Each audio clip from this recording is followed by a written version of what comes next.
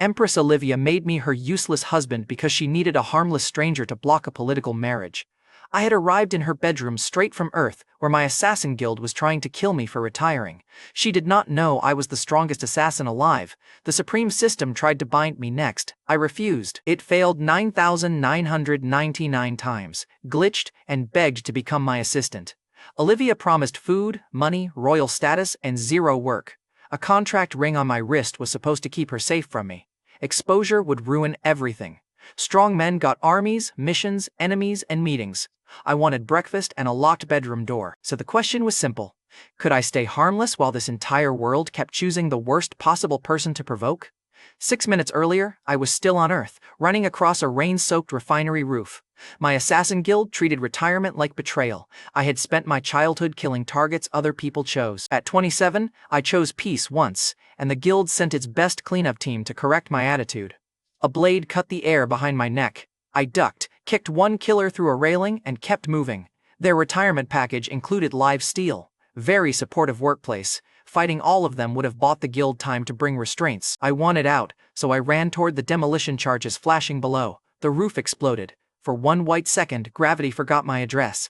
Then I landed on a bed. Seconds later, in a royal bedroom at the palace in Brighton, I found a woman standing over a glowing summoning circle. Her name was Olivia Harcourt. She ruled the Brighton Empire, and she had dragged a stranger across worlds because her court wanted to choose her husband. She wore a dark silk robe and looked me over with open suspicion. She was also dangerously gorgeous. In my defense, I had just survived an explosion, so I stared longer than necessary. Olivia raised one hand. Golden energy flickered under her skin, then faded. "State your name," Olivia ordered. "Austin Carlyle." I looked around for the killers. Where did the refinery go? Olivia ignored that excellent question. Her eyes moved over my clothes, my empty hands, and my very average-looking body. "Good," she decided. "You appear harmless." That was rude. Accurate for about 3 more minutes, though. Olivia told me her prime minister had been pushing a political marriage. A husband from outside Brighton had no family, faction, or claim on her throne. She needed a harmless husband with a pleasant face. Then she delivered the greatest employment offer in human history. "You'll be my husband and prince," Olivia declared. "You'll receive food, wealth, attendance, and permanent residence. You'll have no governing duties." I sat up. "No duties?" "None," Olivia confirmed. "No military command?" I pressed. "None," Olivia repeated.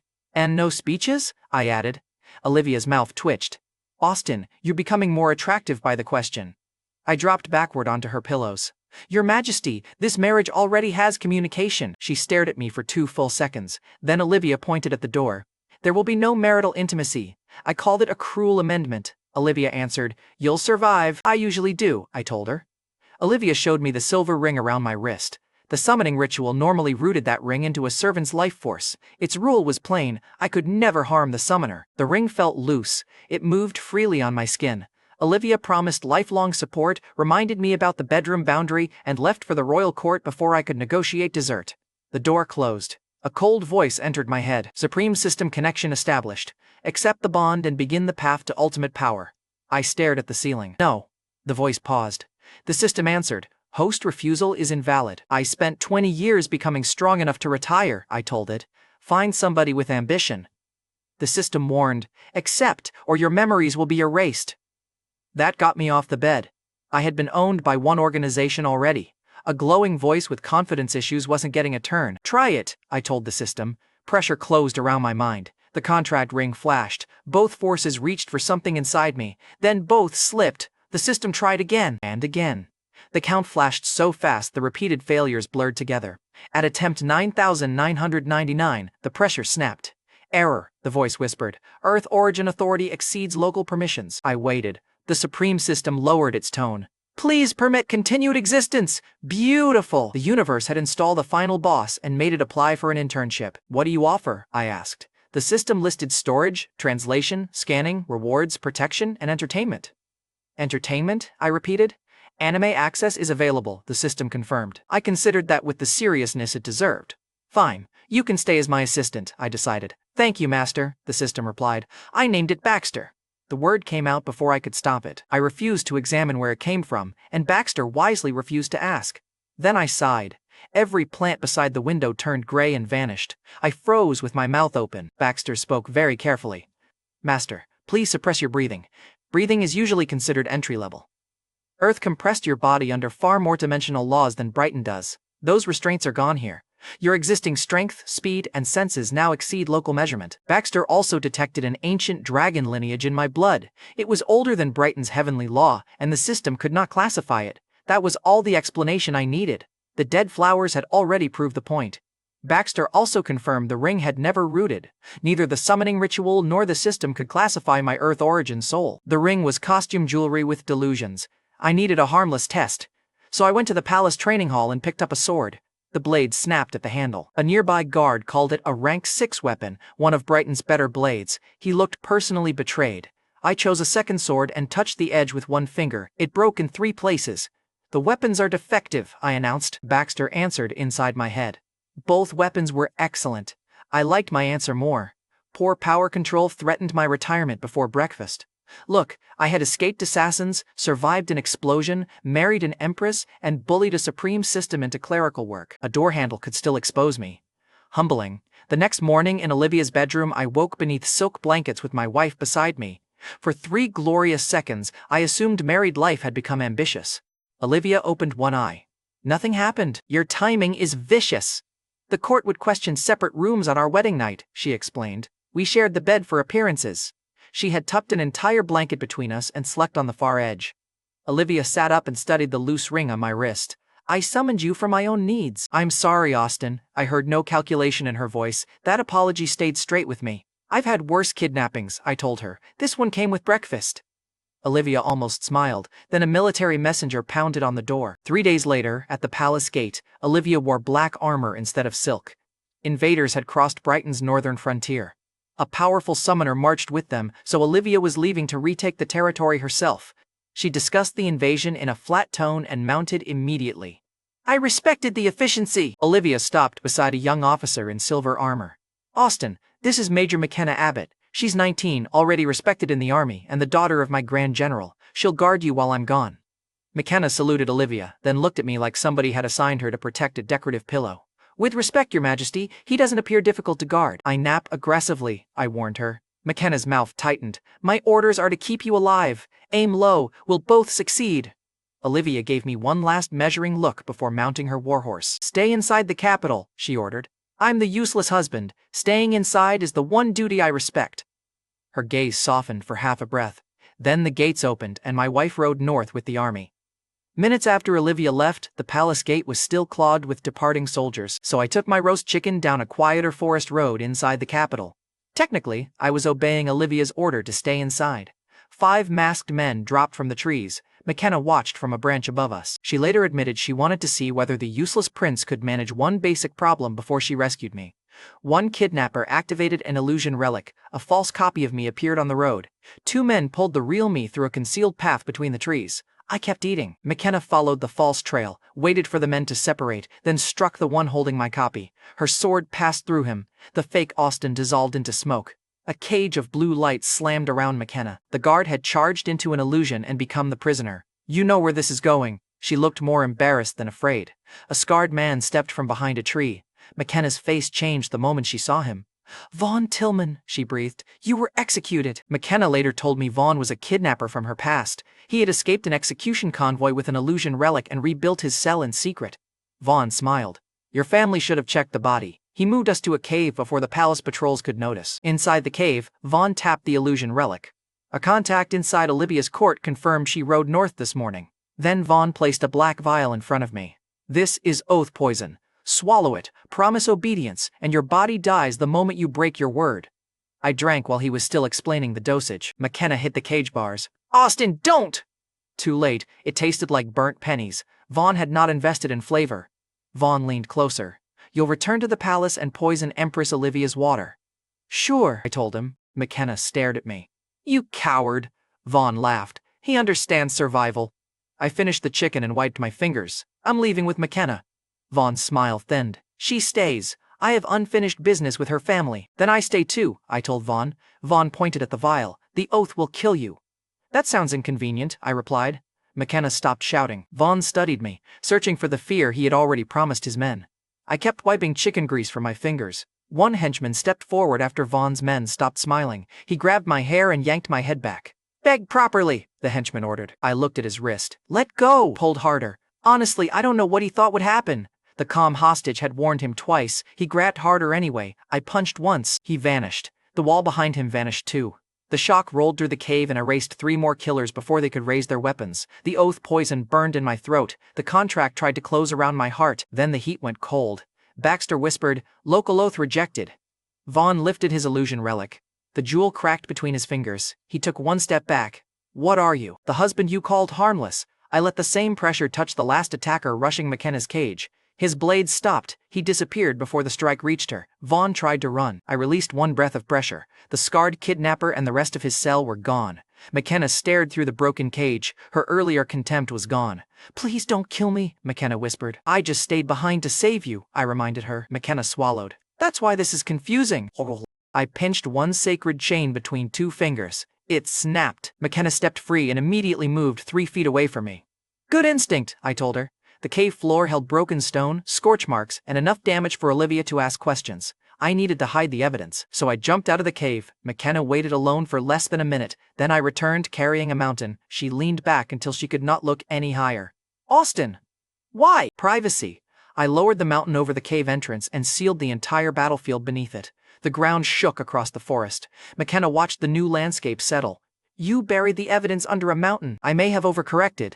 That became a pattern. When we rejoined the palace guards, McKenna claimed she had defeated Vaughn's cell and rescued me. The soldiers cheered her. 2 of them called me dead weight within hearing distance. McKenna's hand went to her sword. I caught her wrist. "You're protecting the secret." McKenna glared at the soldiers. "They insulted you." "That helps the secret," I reminded her. She hated the logic. She obeyed anyway. By dinner, the proud major was carrying my food and ordering guards away from my chair. The same soldiers who mocked me started whispering that the kidnapping had broken her mind. Good. Wrong explanations were useful. Then McKenna lowered her voice. Vaughn's cell had served a larger network called Crimson Veil. It had been bleeding Brighton citizens while corrupt officials protected it.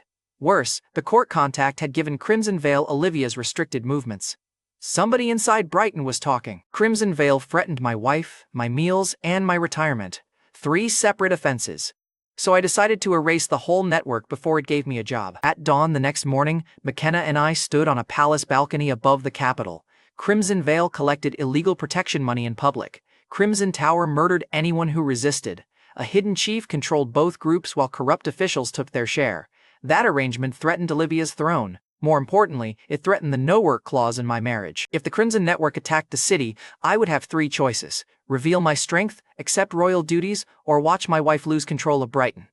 All 3 sounded exhausting. So I chose a 4th option. I would destroy the Crimson Network before dinner. McKenna folded her arms. "We should gather intelligence first." "I have intelligence," I replied. McKenna raised an eyebrow. "What intelligence?" "They know Olivia left. Somebody leaked it. They also kidnapped me during lunch." McKenna stared. "That's your plan?" "That's my motivation," I corrected. "Look, I need you to understand how simple my priorities were. Threaten the Empire, and I might ignore you. Threaten my meals, and I stopped ignoring you." McKenna gave me the location of Crimson Veil's suspected territory. Nobody knew where the actual fortress was because an illusion barrier hid it above the clouds. I grabbed her around the waist and jumped. The city disappeared beneath us. McKenna's first scream had military discipline. The second was personal. Baxter warned inside my head, "Master, your passenger may die at this speed." I slowed before the wind tore loose pieces from McKenna's armor. She grabbed my collar. "Warn me next time." "I did," I replied. McKenna bared her teeth. "You said, hold on." "That was the warning," I reminded her. She glared. I ignored it. Tragic partnership. Minutes later, we hovered over empty sky beyond the Capitol. McKenna pointed at nothing. "The hidden base should be somewhere ahead." I listened. Hundreds of heartbeats pulsed behind the empty air. Brighton's weaker laws had sharpened every sense I already possessed. I still had 1 body, 1 set of abilities, and far too much range. I punched the sky. The invisible barrier shattered. A hairline black crack opened beside my fist, then sealed. Baxter gave me 1 plain warning. Brighton's loose laws let my raw force buckle local space. McKenna stared at the closing crack. "The barrier didn't do that." "Correct," I said. "We are never discussing it." A floating stone fortress appeared where the clouds had looked empty. Towers rose from its center. Armed killers crowded the walls. The fortress had hidden from armies for years. 1 punch ended the advantage. McKenna drew her sword. "We need an infiltration route." "There isn't one," I told her. McKenna lowered her voice. "Austin, I'm using the front door, I confirmed. I landed hard enough to split the gate. Inside the first Crimson Tower base, masked killers were discussing me. One man called me Olivia's lapdog. Another suggested mailing my head to the northern frontier. A third mentioned the exact day Olivia had left. That court-only detail confirmed the leak. I walked into the hall. Which one of you planned the package? The killers turned. Their enforcer stepped forward, built like a man who had replaced every thought with shoulder exercises. You came here alone? He mocked. I glanced at McKenna behind me. Apparently she's decorative. McKenna lifted her sword. I can still stab you, see? I told the enforcer. Decorative with initiative. The enforcer ordered everyone to take my head. I released a little pressure. Half the room dropped before their weapons cleared their sheaths. Stone cracked under their knees. One assassin tried to crawl toward an alarm bell. You ruined my peaceful life, I told them. I had a schedule today. The enforcer laughed through clenched teeth. You're using an artifact. He still had time to stop talking. Naturally, he invested in the mistake. I punched once. The hall disappeared. The outer towers folded into the empty space. Survivors on the far wall stared across a missing building and began cursing whoever had reported that I was harmless. Beautiful. At least the survivors finally blamed the bad report. One surviving killer reached for a signal flare. McKenna crossed the courtyard and cut it from his hand. Nobody reports this. Her loyalty had become proactive, slightly terrifying, very useful. Baxter scanned the wreckage and announced a recovered inventory reward. Storage rings, medicine, spirit stones, and sealed tools vanished into its space. I found the treasury warehouse by following the sound of men dragging boxes. One punch opened the wall. Gold and spirit stones filled the room. McKenna stared. That belongs to Brighton. It belongs to my ruined nap, I replied. McKenna drew out my name. Austin. Fine, Brighton can borrow some, I conceded. Baxter stripped the hostile seals from a high-level survival talisman. I handed it to McKenna. She examined the glowing paper. Why are you giving me this? Travel insurance? Her eyes narrowed. How fast are we going? I smiled. The second flight was worse. The talisman kept McKenna alive while the wind battered her across the shield.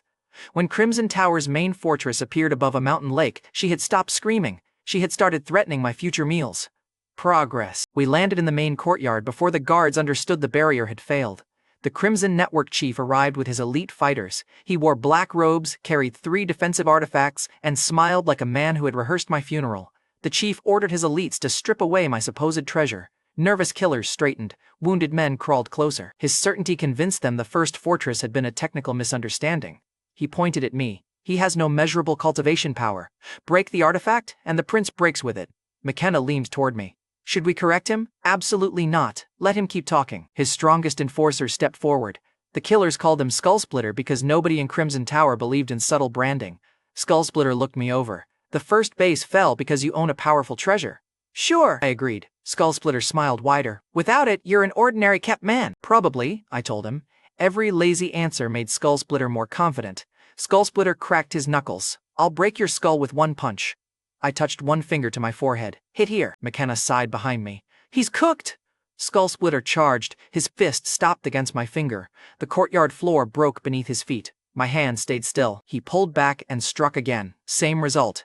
Then he used both fists. The bones in his hands gave before my finger moved. Blood spotted his sleeves and he stopped posing. The watching killers stopped cheering. Skullsplitter roared and swung again because apparently humiliation had unlocked premium stupidity. I released a breath of pressure. He flew across the courtyard and hit the fortress wall hard enough to stay there. The network chief looked at his intelligence officer. The intelligence officer looked at the nearest exit. I sealed every doorway with pressure. Leaving already? I asked. You charged people for protection, now protect yourselves. The elites attacked together. I stepped through them. Blades broke. Poison needles turned to dust. Fighters vanished in short bursts of light before they could finish their technique names. A woman in red silk emerged from the rear line instead of attacking. McKenna murmured. Crimson Tower's seductress. She survives by turning desire into control. The woman was stunning and very aware of it.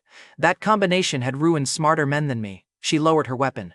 Prince Austin, spare me. I'll serve you for life. In what capacity? I asked. McKenna coughed behind me. The seductress smiled. Any capacity you desire. In my defense, the offer had presentation. The problem was my wife controlled the palace, the money, and breakfast. Olivia would divorce me, I said. Then I'd have to work. The seductress blinked.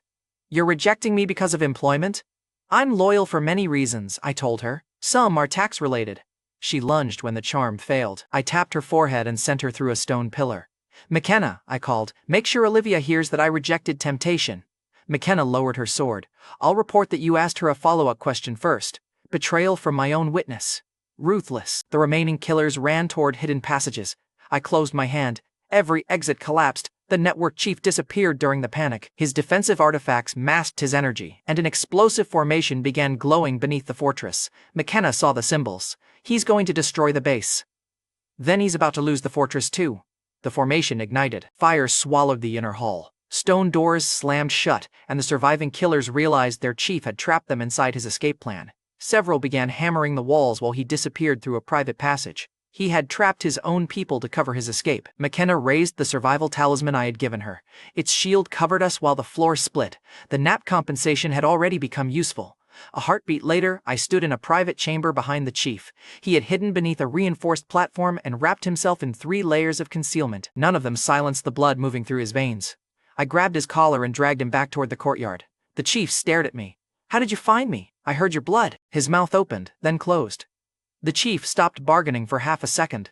The chief offered names, money, and the identity of people who had helped the Crimson Network.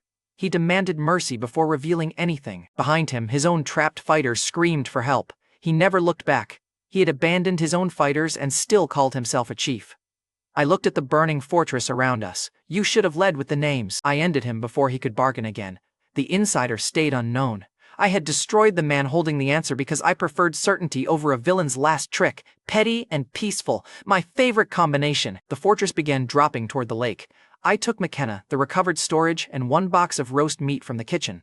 Priorities survived combat. Then I struck the base downward. The entire headquarters crashed beneath the lake. Water rose over the towers, swallowed the burning halls, and left one enormous circle of steam. Evidence cleanup had upgraded from mountain ownership to waterfront redevelopment. On the road home that evening, McKenna practiced our cover story. "You were kidnapped," she began. "I followed Crimson Tower and defeated both bases." "Too ambitious," I replied. McKenna pointed behind us. "You carried a mountain yesterday." "People already think you can fight," I reminded her. "Use that." At the palace gate, royal guards asked why McKenna's armor was scorched. She claimed bandits had attacked us. One guard laughed at me. "The prince hid behind a 19-year-old again?" McKenna stepped between us. "The prince survived. That's more than the bandits managed." The guard stopped smiling. Her public allegiance had changed. My public reputation remained beautifully useless. Over the next few days, that mismatch kept causing problems. Commander Bridget Kearns visited the palace after hearing a floating fortress had fallen. Bridget was a widowed city commander. McKenna had told me the Crimson Network killed her husband, and Bridget carried his soul crystal as a memorial inside her armor. She expected the surviving chief to retaliate. I was lounging beneath a pavilion while Baxter played anime inside my mind. McKenna arrived in polished armor, carrying a tray of food, and announced she would remain beside me. She had already argued with her father that morning after he called me useless. Apparently, the argument with her father had started before breakfast ended. The palace guards stared like she had joined a cult. One whispered that the kidnapping had made her fall for the useless prince. McKenna heard him. "I hit my head," she replied. "It improved my judgment." Then a messenger reported that Crimson Tower's floating island had collapsed. Bridget gripped her husband's soul crystal. "If the chief survived, he'll come for everyone involved." McKenna and I looked at each other. We laughed. Bridget's eyes sharpened. "What's funny?" McKenna's fake gasp arrived half a second late. "The base fell? How unexpected," covered my face. "Major, never lie again." McKenna threw up one hand. "You ordered me to lie." "I expected talent," I replied. Bridget looked between us, suspicious now. I pointed toward the gate. "Commander, return to your post. If the Crimson Network moves, you'll hear." She obeyed because I carried Olivia's title, though her stare stayed on McKenna. Later that afternoon, on a stone bridge behind the palace, McKenna knelt and asked me to make her my disciple. I pulled her upright by the shoulder. "I can't teach you what happened to my body." McKenna looked at my hand. "You can destroy fortresses with 1 finger." "That description contains the teaching problem," I replied. McKenna refused to move. "Then teach me anything you can." I had no answer yet. Earth had trained me through pain, repetition, and survival. Brighton had simply removed the limits afterward. "Get stronger on your own first," I told her. "Then we'll discuss useful pressure." I refused her. McKenna left smiling anyway. Half a month later, officials confirmed the entire Crimson Network was gone. That evening, in Bridget's command hall, investigators placed 3 broken insignias on a table. Skull Splitter was dead, the Seductress was dead, the Chief was dead, no surviving tower remained. Bridget held her husband's soul crystal in both hands. She cried without making a sound. "My husband can rest now," she whispered. "Nobody joked, nobody needed to." I stood at the back and let the unknown avenger receive her gratitude. When Bridget finally looked at me, I lifted both hands.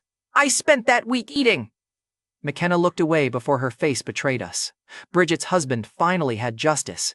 Before sunset, the victory drew attention from somewhere stronger. That same evening, a farmer outside the capital saw a portal split the air above his field. In his later report, he described two unfamiliar men wearing clothes from a higher realm. One of them said, "No local fighter should have been strong enough to erase the Crimson Network." The two men began investigating the unknown powerhouse. So much for keeping the lake quiet. At the northern frontier, Olivia later told me she received the same report about the Crimson Network inside her war tent. Grand General Regina Abbott stood beside her. Regina was McKenna's mother, Olivia's veteran commander, and a walking fortress in human armor. A second letter described McKenna guarding me daily, bringing me food, and threatening soldiers who mocked me. Olivia read that letter twice. Regina read it once and nearly tore the table in half. "My daughter is serving that useless prince?" Regina demanded. Olivia folded the letter with suspicious care. "She's following my order." Regina stabbed a finger at the page. "Your order didn't include feeding him." Olivia admitted later that she felt jealous before she considered the military problem. Regina's reaction was simpler. She wanted to drag McKenna home by the armor. Neither woman got the chance. War horns sounded outside the tent. The northern invaders attacked in full force, and their old summoner stepped onto the battlefield smiling. While Olivia and Regina moved to meet him, another enemy was already heading toward a Brighton city. At the northern frontier that same night, Olivia later told me why the invaders attacked so hard. Their old summoner met her above the battlefield and sealed part of her power. Then he admitted the goal. Black Hollow Hall was a poison faction operating inside Brighton. One of its elders was attacking a city near the capital. The summoner had been paid to keep Olivia trapped in the north. Olivia could not leave. Her army was surrounded below, and walking away would have turned thousands of soldiers into graves. The old summoner smiled and tightened the seal. He had one job: keep my wife north for 3 days. Unfortunately for his associates, I was already chasing wine near the capital. Back near the capital that evening, I heard Bridget had gone to a nearby city. The city sold the best wine in the region. Commander Bridget Kearns visited that city often because her late husband had defended it against the Crimson Network. She had left earlier to check on the garrison and bring supplies. I wanted the wine. Bridget had gone ahead. Those facts gave me an excellent excuse to leave the palace. So McKenna and I left the palace before the guards finished objecting. McKenna kept one hand on the survival talisman. "Are we flying?" "We're walking," I assured her. She relaxed. "Until we clear the wall," I added. Her face tightened again. Character development. By sunset, we reached the city gate and found smoke pouring over the barrier. The city's defense barrier still stood, but Hall killers had breached the outer district. They dragged wounded soldiers toward a blood formation while citizens hid behind locked doors. The killers had forced surviving guards to kneel around the formation. Every fresh wound fed another red line beneath the street. Brighton's own defenders were powering the sacrifice meant to destroy their city. At the center of the street, an executioner raised a blade over Bridget's neck. She was on one knee, poisoned, bleeding through her armor, and still insulting the man about his stance. Good commander. Terrible customer. She had nearly died before buying my wine. The blade dropped. I crossed the street and knocked the executioner through a wall. Bridget looked up through blurred eyes. "McKenna?" McKenna landed beside me and drew her sword. "He saved you." Bridget stared at the useless prince she had seen lounging under palace shade. I was also holding the medicine that had saved her. Baxter helped by placing a healing pill in my hand. I pushed the pill between Bridget's lips. Her poison vanished first. Torn muscles closed. The color returned to her face before the executioner slid off the broken wall. Bridget touched her healed side. "What did you give me?" "Medicine," I answered. Bridget flexed her healed hand. "That wasn't medicine." "Then please return it," I offered. She stopped asking. More importantly, she stood. The commander who had been waiting for execution picked up a fallen sword and moved between the civilians and the formation. One pill had put her back between the civilians and the enemy. A young Hall disciple stepped from the blood formation. He had been sent to finish Bridget and wore the smug look of someone who had only fought injured people all week. Behind him, the poison elder watched from a raised platform. Baxter scanned them. Local fighters measured strength in numbered realms. McKenna stood around the third. The elder stood near the eighth. The disciple fell between them. McKenna could fight the disciple. If I exposed myself too early, Bridget would witness everything, so I pointed at the disciple. "Major, handle the discount executioner." McKenna moved before he finished laughing. Her first strike forced him back 3 steps. Her second split his sleeve. The disciple stopped smiling when he realized Olivia's young guard was already better than the reports claimed. He threw poisoned needles. McKenna turned her blade and knocked each one aside. The disciple spat that palace officer's only one behind Imperial protection. Then he kicked a wounded guard toward her and attacked through the opening. McKenna caught the guard with one arm, blocked the blade with the other, and shoved the man to safety. The watching hall killers stopped laughing. They had expected an execution. McKenna was beating their disciple in front of them. The disciple charged with a killing technique. McKenna met him head-on. For one dangerous second, his weapon pressed against hers, and the difference in raw power began driving her toward the ground. Then something sharpened around McKenna's sword. The air screamed. Her near-death pressure completed a breakthrough years of training had prepared. One clean arc cut through the disciple's technique and opened his shoulder armor. He hit the street hard. McKenna looked at her glowing blade. "Austin." "You did that," I told her. She smiled once. Then the poison elder ruined the moment. Purple symbols ignited beneath the district. Gas poured from the streets, and two giant poison snakes rose from the formation. McKenna's new sword intent cut one snake apart. The second wrapped around her guard and filled the air with venom. Her knees buckled. The elder laughed from his platform. "A pretty prince, a wounded commander, and a child playing soldier. Brighton sent me gifts." McKenna was 19 and had already buried his disciple's confidence. Calling her a child was wishful thinking. The elder pointed at me. "Kneel, useless prince, beg correctly, and I may let you watch the women die first." Bridget tried to stand between us. Her body had healed, but her weapon was gone. I raised both hands. "Let's be practical," I told the elder. "I know Olivia's defenses. I can give you her secrets." Bridget turned on me. "You would betray the Empress?" McKenna pressed one hand over her mouth. She had seen this performance in Vaughn's cave. Her face said the sequel had arrived too soon. I nodded toward the city gate. "Let the women leave, then I'll tell you everything." The poison elder leaned forward. "You'll speak first." "I'm asking for one reasonable condition," I replied. The elder smiled. "You have no conditions." That was the answer I needed. I lowered my hands. The street cracked beneath my feet. Pressure rolled through the district and split the mountains beyond the wall. The poison snakes flattened.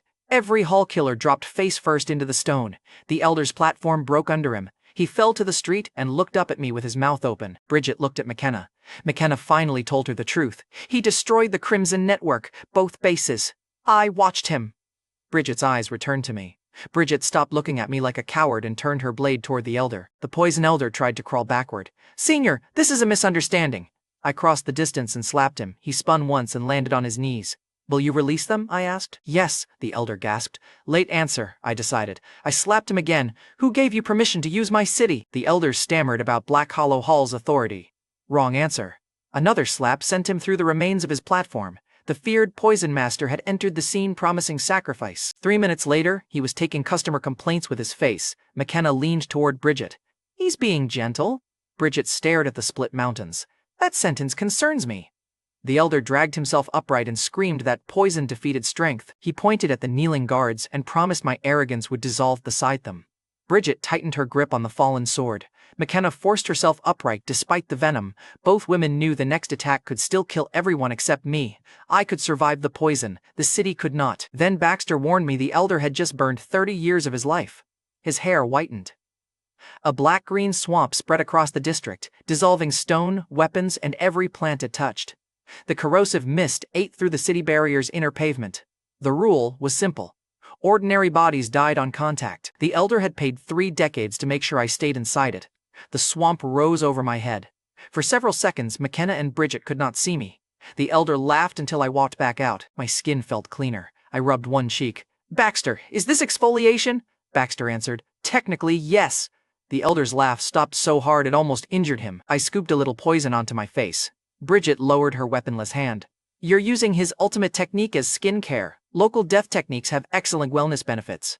The disciple groaned near the formation. I picked him up by the collar and dropped him into the swamp. He vanished beneath the surface before he could climb out. That answered the safety test. Very effective poison. Wrong customer. I turned to the elder. "Can you make another batch?" The elder's face went blank.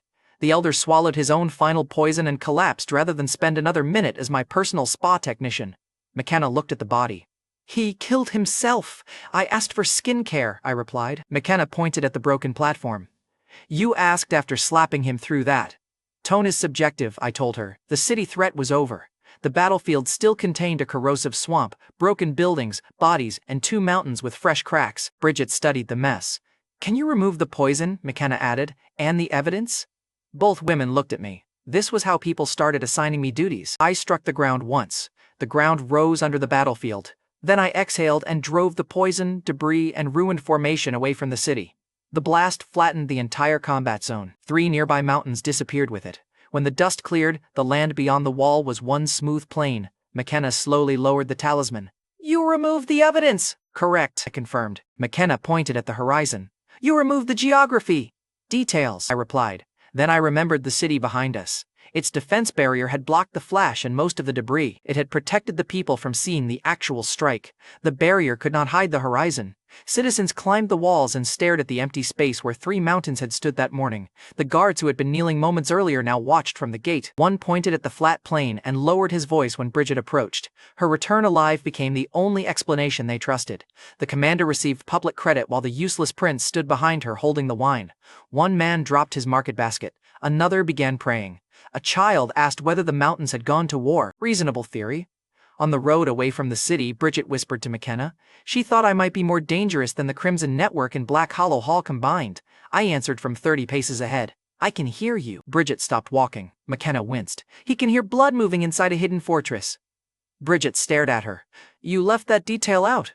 I was prioritizing, McKenna replied. Bridget caught up and bowed once. Your secret is safe with me. McKenna matched her pace. Mine too. Every new secret keeper protected me today and increased tomorrow's leak risk. That night, McKenna took Bridget and me to her family home for dinner. Her father met us in the courtyard before we reached the table. McKenna refused to leave my side after the attack. She followed me through the courtyard while Bridget carried the wine we had finally recovered. I tapped McKenna's head when she suggested sleeping outside my door. Spend time with your parents, I told her. Some people don't get any. My parents had never been part of my life. The guild had raised me as equipment. McKenna's expression softened. Then her father chose chaos. Harrison Abbott served as Brighton's construction minister. He was Regina's husband, McKenna's father, and the best cook I had smelled since arriving in this world. He saw my hand on his daughter's head. Harrison stopped smiling. Prince Austin, remove your hand! I did. McKenna stepped in front of me. Father, stop embarrassing yourself, he pointed at her. You vanished with him, returned carrying his food, and now you defend him inside my home. Bridget set down the wine. He saved both of us. Harrison looked at her. From what? McKenna and Bridget shared the worst possible pause. I rescued them. They protected my secret. Harrison received silence and assumed the worst. He's Olivia's husband, Harrison snapped. You'll keep a proper distance. McKenna crossed her arms. Then stop insulting him, Bridget added, and thank him for the city. Harrison looked from one woman to the other. His daughter and Bridget had both taken my side before dinner. Then the smell from his kitchen reached me. I followed it inside. At the dinner table, Harrison placed roasted meat, spiced vegetables, and fresh bread before us. After one bite, I stopped discussing scandal and started negotiating his menu. I pointed my fork at him. You're cooking for me from now on, Harrison stared. I am a minister. You can have hobbies, I replied. Harrison set down his knife. I have responsibilities. The southern refugee camps need food, housing, and roads. The treasury is short. So do I told him. Mine include eating this again. McKenna covered a smile. Bridget drank her wine to hide one. I placed a storage ring on the table before Harrison could refuse again. Baxter had stripped every hostile seal from the Crimson Network's loot and converted it into clean, unmarked spirit stones. The ring held 1 million. Use it for the refugees, I told Harrison. Keep the source quiet, then tell me what you're cooking tomorrow. Harrison checked the amount and closed the ring inside his fist. Nobody outside this room will hear it from me. His grip tightened around the ring, and his tone changed immediately. What would you like tomorrow? Harrison asked. McKenna stared at him. Father. The money can put crews on roads by morning, Harrison replied. 1 million stones outranks your complaint, McKenna. I respected how fast he changed his mind. Harrison proposed buying food and temporary housing.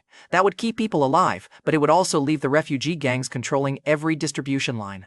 Hire them, I said. Harrison frowned. Hire the gangs? Hire everyone, I explained. Roads, bridges, farms, drainage. Pay them in food and stones. Workers leave the gangs because honest work feeds them. The city gets rebuilt while the gang bosses lose recruits. Harrison stopped eating.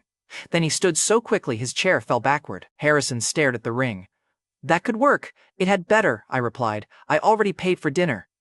Harrison grabbed the storage ring and started calling for clerks outside the room. He had work crews moving before dessert. Harrison had become my ally and, more importantly, my chef. I thought missing 3 mountains would be hard to explain. 3 days later, Olivia came home and found the city treating her useless husband like a hero. 3 days later, at the northern battlefield, Olivia broke through to the 9th realm. She told me the old summoner smiled right until the sky turned gold. He had spent 3 days sealing her power while his allies attacked Brighton. His rule was simple. Keep Olivia trapped in the north, and Black Hollow Hall would finish the city before she returned. Then Olivia's power tore through the seal. Her first strike shattered his barrier. The old man tried to rebuild the seal around her, so Olivia drove straight through it and cut his staff in half. His final defense lasted one breath. Her next strike dropped him into the battlefield he had been bragging over. The invaders saw their sacred summoner fall and broke ranks before Regina's cavalry reached them. Olivia landed beside the command line, ordered the wounded carried home, and turned toward the city Black Hollow Hall had targeted. My wife had ended a war before lunch, very attractive behavior. Grand General Regina Abbott, McKenna's mother, and Olivia's veteran commander wanted to chase the retreating army. Olivia refused. The city comes first, Olivia ordered. We return now. She had reached the 9th realm faster than anyone expected. Olivia later admitted that her power had been growing strangely since my summoning. She still had no explanation, and the speed bothered her. The return route gave her a bigger problem. That afternoon, above the city Black Hollow Hall had attacked, Olivia and Regina found a flat horizon. Regina slowed in midair. There should be 3 mountains there. Olivia searched the empty land with her new 9th realm senses. The city still stood. The defense barrier was damaged. 3 mountains were simply gone. Regina tightened her grip on her weapon. Can you measure whoever did this? Olivia answered. No. That one word shut Regina up. The strongest woman in Brighton had just gained another realm. She still could not measure the person who had cleaned up my mess. Look, I had tried to hide one poison fight. I had accidentally edited the map. By late afternoon, at the capital's western gate, I was supervising Harrison's refugee crews from a chair. Supervising meant eating while other people worked. I had standards. During the half-month since the Crimson Network fell, trade had started moving again. In 3 days, Harrison's refugee crews had paved the road beneath my chair and put paid workers on every unfinished stretch. McKenna stood beside me, feeding me slices of roasted meat because both hands were occupied with lunch. Commander Bridget Kearns held the wine we had rescued from the poison city. She claimed she was guarding it. She was guarding it from me badly. Then the Northern Army entered the gate. Olivia rode at the front in black armor with battle dust on her cheek. I lost my place in the conversation. In my defense, my wife had returned from war looking like the final boss. Olivia saw McKenna feeding me. Then she saw Bridget holding my wine. Her horse stopped. Austin, Olivia called. I left you with 1 guard. I upgraded the security plan. Bridget raised the wine. I am a commander, Your Majesty. Olivia looked at the bottle, then at me. That explanation helped him more than you. McKenna tried to lower the plate. Regina saw her daughter and nearly climbed off her horse through the saddle. McKenna Abbott, Regina barked. Why are you feeding him? McKenna moved behind my chair. The proud major who once called me dead weight had just used me as cover from her mother. I'm guarding the prince, McKenna answered. Regina pointed at the meat. From chewing? McKenna held up the plate. He forgets when people interrupt him. That has never happened, I said. McKenna placed another slice in my mouth. The nearby workers laughed. Regina reached for her daughter, but a road foreman stepped forward first. He bowed to Olivia, then pointed at me. Your Majesty, Prince Austin gave our families work. A wine merchant lifted a bottle from his cart. Olivia's name was stamped across the label. This batch sold out before sunrise, the merchant announced. The tax paid for the East Bridge repairs. A refugee crew stopped laying stone and bowed from the road. One man thanked me for paying wages instead of handing food to the gangs. An old shopkeeper invited me to the rebuilding banquet. 3 merchants argued over which table should seat me. I had funded roads for peace and unlocked public obligations. Classic punishment for competence. Regina's attempt to drag McKenna away had become a public defense of the useless prince. Beautiful. The crowd had chosen a side before I finished lunch. Olivia dismounted and studied the road, the wagons, the workers, and the bottle carrying her name. What happened while I was gone? She asked. Minor improvements, I replied. McKenna started listing my achievements before I could stop her. McKenna pointed at the road. Austin funded the crews and told Harrison to hire the gang's workers directly. The bosses are losing recruits. Bridget raised the bottle. The reopened bridge brought trade back. His wine profits helped fund it. McKenna, I warned, you're describing job qualifications. She smiled. Yes.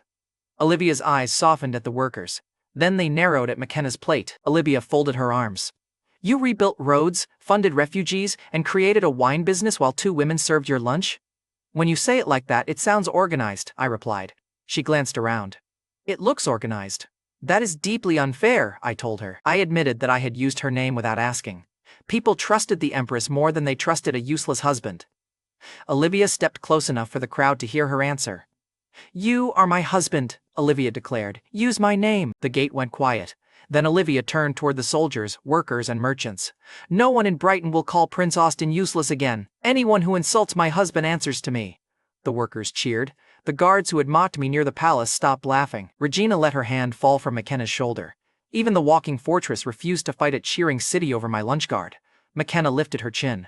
Bridget handed me the wine like the court had just approved it. One guard who had laughed at me days earlier lowered his head when I looked over. You know public opinion has moved when the loudest man suddenly studies his boots. I leaned toward Olivia. This is why I married above my station. Olivia's mouth curved. I summoned you. Do not steal credit for that too. There she was. My war goddess had come home petty. That evening, at the Abbott family home, Harrison turned the reunion dinner into my personal awards ceremony. Regina entered expecting a feast for the returning army commander. Harrison adjusted a tray and told his wife, "The military banquet is at the palace. This table was prepared for Prince Austin." Regina stared at him. The walking fortress had been demoted inside her own dining room. McKenna studied her plate with heroic concentration. Bridget drank before anyone could involve her. Harrison set the branded wine and a heavy tax pouch beside Olivia. The roads reopened, the wine sold out, and direct pay stripped workers from the gangs. I pointed at the roast. Harrison, the food deserves our attention. He ignored me and broke fresh bread. The crews now mill the grain they eat. Every compliment sounded like somebody submitting an employment application in my name. Harrison, I cut in. I funded dinner. Stop trying to ruin it. Olivia watched me shrink from praise harder than I had faced poison. Olivia tilted her head. You really are afraid of work. Terrified, I admitted. She gestured toward the table. You destroyed that entire image just to avoid an office? I have seen offices. They lead to meetings, I told her. Olivia set down her cup. Then our original agreement stands, she announced. You will receive food, wealth, rank, and peace. I will not force you into office or military duty. I stopped pretending to eat. Olivia continued. You helped Brighton because you chose to. I will not punish that choice by taking away your freedom. I almost proposed again. Then I remembered we were already married and saved myself paperwork. This marriage has excellent benefits, I told her. Olivia smiled. Behave, and you may keep them. After Regina left to report to the army, Harrison mentioned the other subject waiting at court. Ministers wanted answers about the unknown powerhouse who had erased the Crimson Network and flattened Black Hollow Hall's attack. McKenna suddenly became fascinated by her cup. Bridget discovered an urgent interest in the window. Olivia watched both women avoid her eyes. You know something, McKenna answered too quickly. We know the city survived. That answer bought us nothing except Olivia's suspicion. Olivia sent McKenna and Bridget ahead to check the palace route. Once the room held only Olivia, Harrison, and me, he moved to the problem he could discuss openly. A royal husband had to sit beside the Empress during formal court. The Northern War had delayed my first appearance. That excuse had expired. Harrison lowered his voice. Prime Minister Clifton Maddox will use tomorrow's court to attack you. Olivia had told me about the marriage pressure, but she had never given me the full shape. Clifton had helped her take the throne during a succession crisis. His price came later. He wanted Olivia to marry his son Darren Maddox and place their family beside Brighton's future heirs. Darren wanted my seat. Clifton wanted control of whoever inherited it. Olivia had summoned a stranger because a husband with no family faction could block both men. Olivia's summoning had blocked the succession plan Clifton spent years arranging. Olivia faced me across the table. You do not have to attend. I can delay the ceremony again. Harrison shook his head. Clifton will call avoidance proof. Olivia's gaze stayed on me. I can protect you either way. I'll go, I said. Her fingers tightened around the cup. I believe you, I told her. You stood beside me at the gate. I can sit beside you in court. Olivia looked away first. The tips of her ears turned red. After dinner on the palace road, McKenna and Bridget walked behind me. McKenna whispered, Clifton is already cooked? Bridget answered, he does not know that. Best part, McKenna decided. A clumsy tail followed from 3 rooftops back. His breathing changed every time I looked toward a reflection. The tail was close enough to hear us, so I decided to give him one useful fact. I rolled the silver contract ring along my wrist. McKenna noticed. That ring is bound to your life force. I pulled it off. Both women stopped walking. Bridget pointed at the ring. The summoning contracts cannot be removed. It never rooted, I told her. I slid it onto my other wrist and kept moving. The footsteps behind us stopped for one full heartbeat. Whoever followed us had just learned that Olivia's leash was decorative. McKenna rested a hand on her sword. We should raid Clifton's estate tonight. No, I replied. Her jaw tightened. He wants to humiliate you in court. That is not enough reason to kill him, I told her. McKenna frowned. It would prevent the humiliation. Tapped her forehead. That is still murder, I said. Bridget looked at McKenna. You used to threaten people for touching your armor. McKenna rubbed her forehead. He carried a mountain. Fair defense. An hour later, in the palace training yard, I placed McKenna and Bridget under controlled pressure. My raw body came from Earth's missing restraints, so nobody could copy it. I taught them breathing, balance, and movement, while stronger force pressed down. "Hold your stances for 1 hour," I ordered. McKenna's knees bent. Bridget's boots cracked the stone. They stayed upright. Halfway through the hour, McKenna forced one step forward. Bridget followed before pride let the younger officer win alone. When the pressure eased, neither woman's hands shook. When the hour ended, both women remained standing. I sat nearby and practiced controlling one breath without damaging the yard. Precision made me sweat more than killing ever had. Olivia arrived as the hour ended with 2 attendants behind her. She dismissed them and pointed toward her bedroom. "You are sleeping beside me tonight," Olivia ordered. "Court will see a united marriage tomorrow." I followed because bravery has limits. Inside Olivia's bedroom, she had traded armor for a pale sleeping robe. I forgot what to do with my hands. Olivia patted the bed. "You have been training." I told her I had been supervising. Olivia touched my collar. "You are sweating. Leadership is demanding," I said. Olivia laughed, then moved close enough to touch the loose ring on my other wrist. Her smile faded. "Why are you really willing to face Clifton? I had survived blades, poison, explosions, and mountains." That question took longer. "I spent my life becoming strong enough that nobody could stand beside me," I said. "On Earth, people either used me or feared me." Olivia listened without interrupting. "When I arrived here, I thought the deal was food and peace. Then you left, and I wanted you to come back. McKenna became someone I protected. Bridget trusted me. Harrison started feeling like family." I looked at Olivia. "This marriage began as a political trick. It is the first family I ever chose." Olivia reached across the blanket and took my hand. "Olivia Harcourt," she said. "Empress of Brighton, your wife." "Austin Carlyle," I answered. "Your husband." Olivia kept holding my hand until the room went dark. The next morning, Clifton tried to turn our marriage into a death sentence. The next morning, inside Brighton's royal court, Olivia sat on the throne and I found the phoenix chair waiting beside her. The chair had curved wings, embroidered flowers, and enough delicate silk to make me look like the Empress's decorative cousin. I stopped in front of it. Olivia noticed before the ministers finished entering. "Replace that chair," she ordered. "My husband sits as prince." Attendants carried in a broad black seat with arms built for an adult man. Olivia gave me one private wink as I sat. Darren Maddox stared at the new chair from below the throne. Darren was Clifton's son, Olivia's rejected political match, and the spare heir who still believed my seat belonged to him. His jaw tightened. Good. Court had not started, and Darren was already mad at a chair. Prime Minister Clifton Maddox entered last. The polished snake had helped Olivia win the throne, then tried to collect her as payment for his son.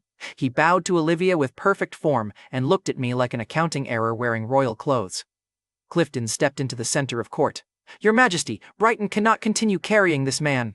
Olivia's fingers settled on the throne arm. Clifton pointed toward my chair.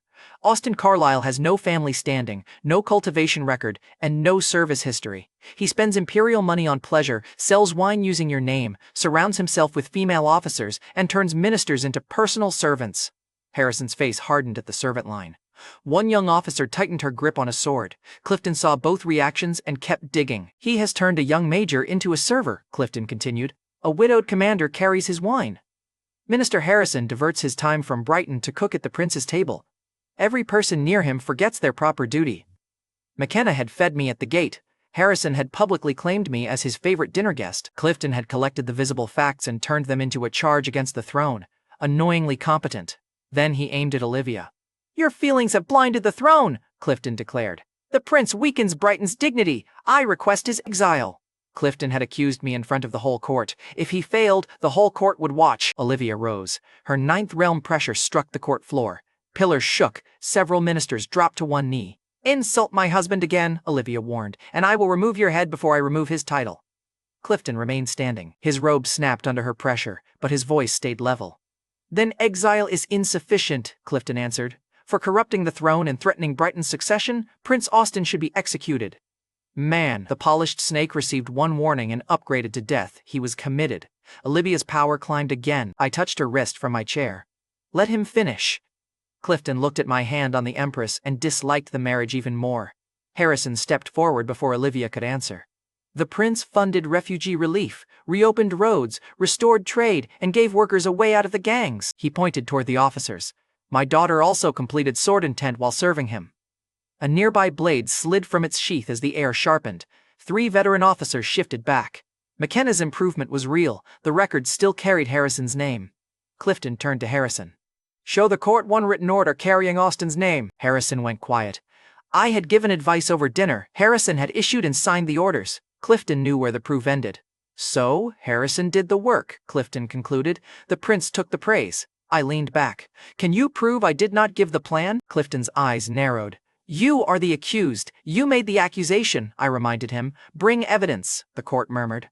Clifton's smile narrowed by 1 degree. He had wanted a defense. I had made him prove the attack. Clifton had expected me to defend every road like a clerk. I handed the burden back and watched his proof argument fail. He changed tactics immediately. Clifton opened a black case carried by 2 attendants. Inside rested an ancient legacy book wrapped in chains. Every minister recognized it. Clifton faced Olivia. This relic belonged to Brighton's first royal line. Its script chooses worthy readers. Anyone below the 10th realm who opens it and fails dies before the final page. Every minister heard the rule. Olivia's hand tightened around mine. Harrison shook his head once. Clifton looked at me. Read it and receive the inheritance. I will withdraw every charge and pay 5 million spirit stones. And if I fail? I asked. Clifton answered. You die without staining the execution platform. Efficient. Rude, but efficient, Olivia cut in. Austin, refuse, Harrison added. No one in Brighton has survived that book for generations. I looked at the chained relic, then at Clifton. I studied the book. 5 million is low for a death wager. Clifton's smile returned. Name your courage then. Put the terms in writing, I answered. A court clerk carried the wager forward. The page stated one brutal exchange. I opened the legacy book and read to the end. Success earned the signed amount. Failure killed me before Clifton ever needed an executioner. Clifton had offered 5 million. The written total on the page was 6. The polished snake kept his eyes on Olivia while signing. The performance cost him $1 million. I read the total twice and signed beneath him. Look, you do not interrupt a wealthy man while he is making your victory more expensive. Darren finally lost control. Father, do not bargain with this parasite, Darren snapped. He should be dragged from my place beside the throne. I stood, crossed the space, and slapped him. The hit turned Darren sideways and dropped him beside the chair he thought he deserved. The court went silent. I looked at Clifton. Your son keeps interrupting adults. Parent him. Darren pushed himself up, his face twisted with rage.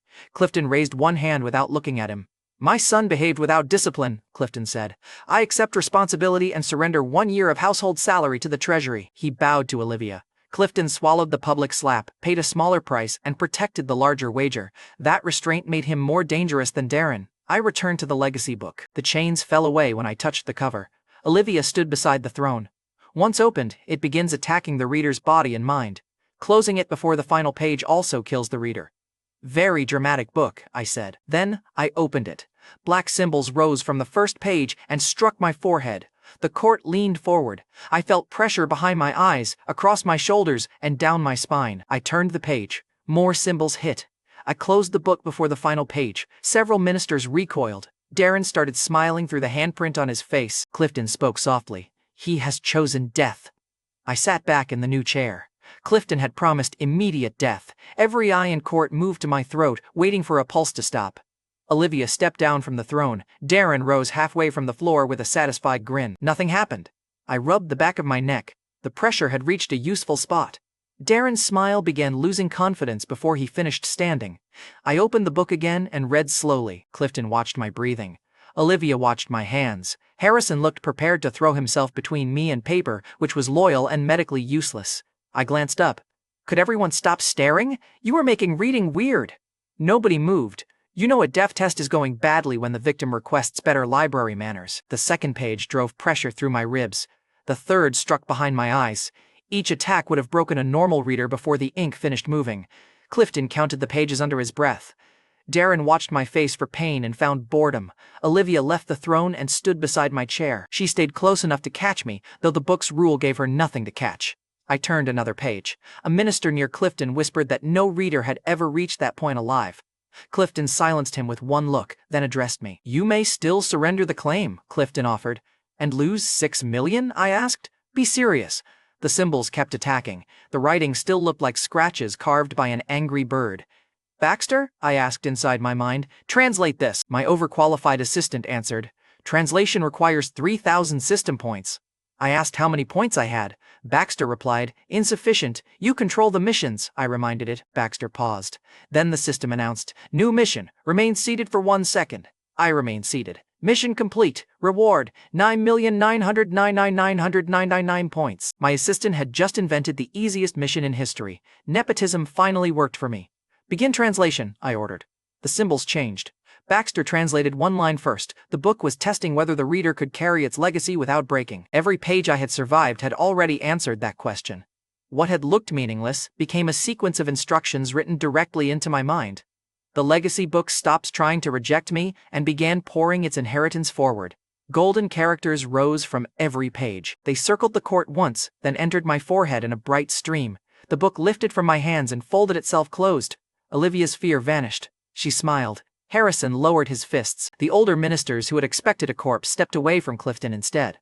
One elder who had nodded through the execution request now bowed toward me. A general shifted his chair away from Darren and closer to Harrison. Nobody near Clifton moved back toward him. Darren looked from the glowing book to his father's signed wager. He understood the money problem before Clifton admitted the power problem. Clifton stared at the final light entering my mind. The transfer may be incomplete. The legacy book floated behind me and ignored him. I picked up the wager. You offered 5 million, I told Clifton. You signed 6. His eyes dropped to the written number. I gave him a thumbs up. Generous mistake. Harrison coughed into his fist and failed to hide a laugh. Two generals stopped pretending to inspect the floor. Then Olivia laughed from the throne.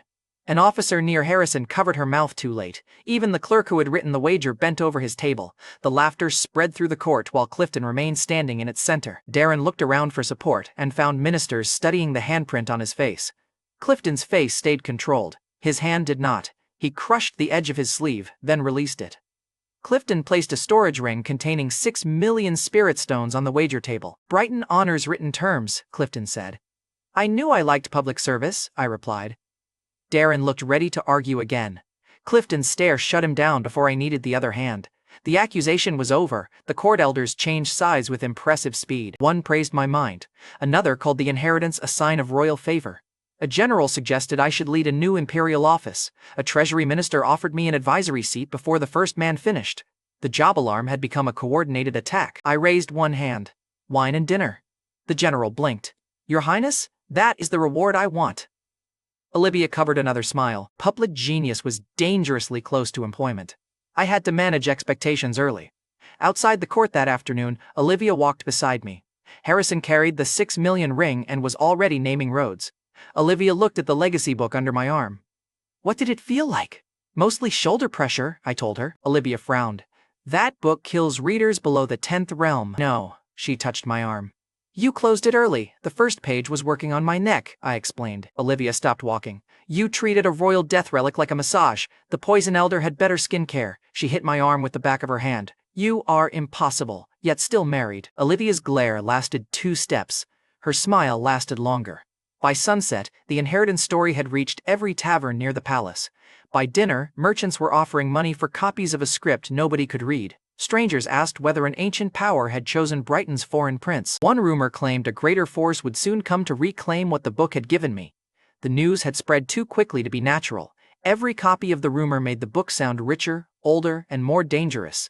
That meant treasure hunters, ambitious factions, and anyone hunting the unknown powerhouse now had a fresh reason to look at me. Clifton had lost the court. I suspected the polished snake had fed the rumor himself. Court had failed, so he had made my inheritance everybody else's target. The inheritance had made me rich, famous, and employable. 3 separate disasters. Before sunrise, Olivia sent for me. My public victory had earned me a royal work assignment. The morning after Clifton's court humiliation, I found Olivia buried under documents in her private workroom. My inheritance rumor had made every minister suddenly interested in my schedule. Olivia planned to give me 1 official duty before they invented 10. She joined 2 plain jade keys on the desk. Golden lines crossed both halves, and every lock in the room clicked. 1 half belonged to my father, Olivia explained. The other came from Clifton's family under an old court arrangement. Together, they opened his sealed vault. I looked at the jade, then at the paperwork around her. I frowned at the keys. This feels dangerously close to employment. Olivia leaned back. The court just watched you receive a royal inheritance. They will demand that I give you an office. Cruel people, I said. Inspect the vault, keep it secure, and take anything inside that makes you happy, she replied. Her tone stayed light, but the keys had belonged to her father. Olivia was handing me access to the part of her family nobody else controlled. I picked up the jade. Treasure inspection is a respected retirement activity. Olivia smiled without lifting her head. Try not to sleep in it, no promises. The feared work assignment had become a treasure key. Olivia kept finding new ways to make employment acceptable. An hour later, beneath the palace, McKenna and Harrison followed me into the sealed vault complex. The paired jade keys joined in my palm and lit the stone door. A hidden storage layer opened first, carrying residue from Olivia's summoning ritual. That residue had caught something else when it pulled me across worlds. A black object shaped like a coffin stood inside the first chamber. Metal bands crossed the lid, and old scratches ran along one edge. I recognized every mark. McKenna stepped closer.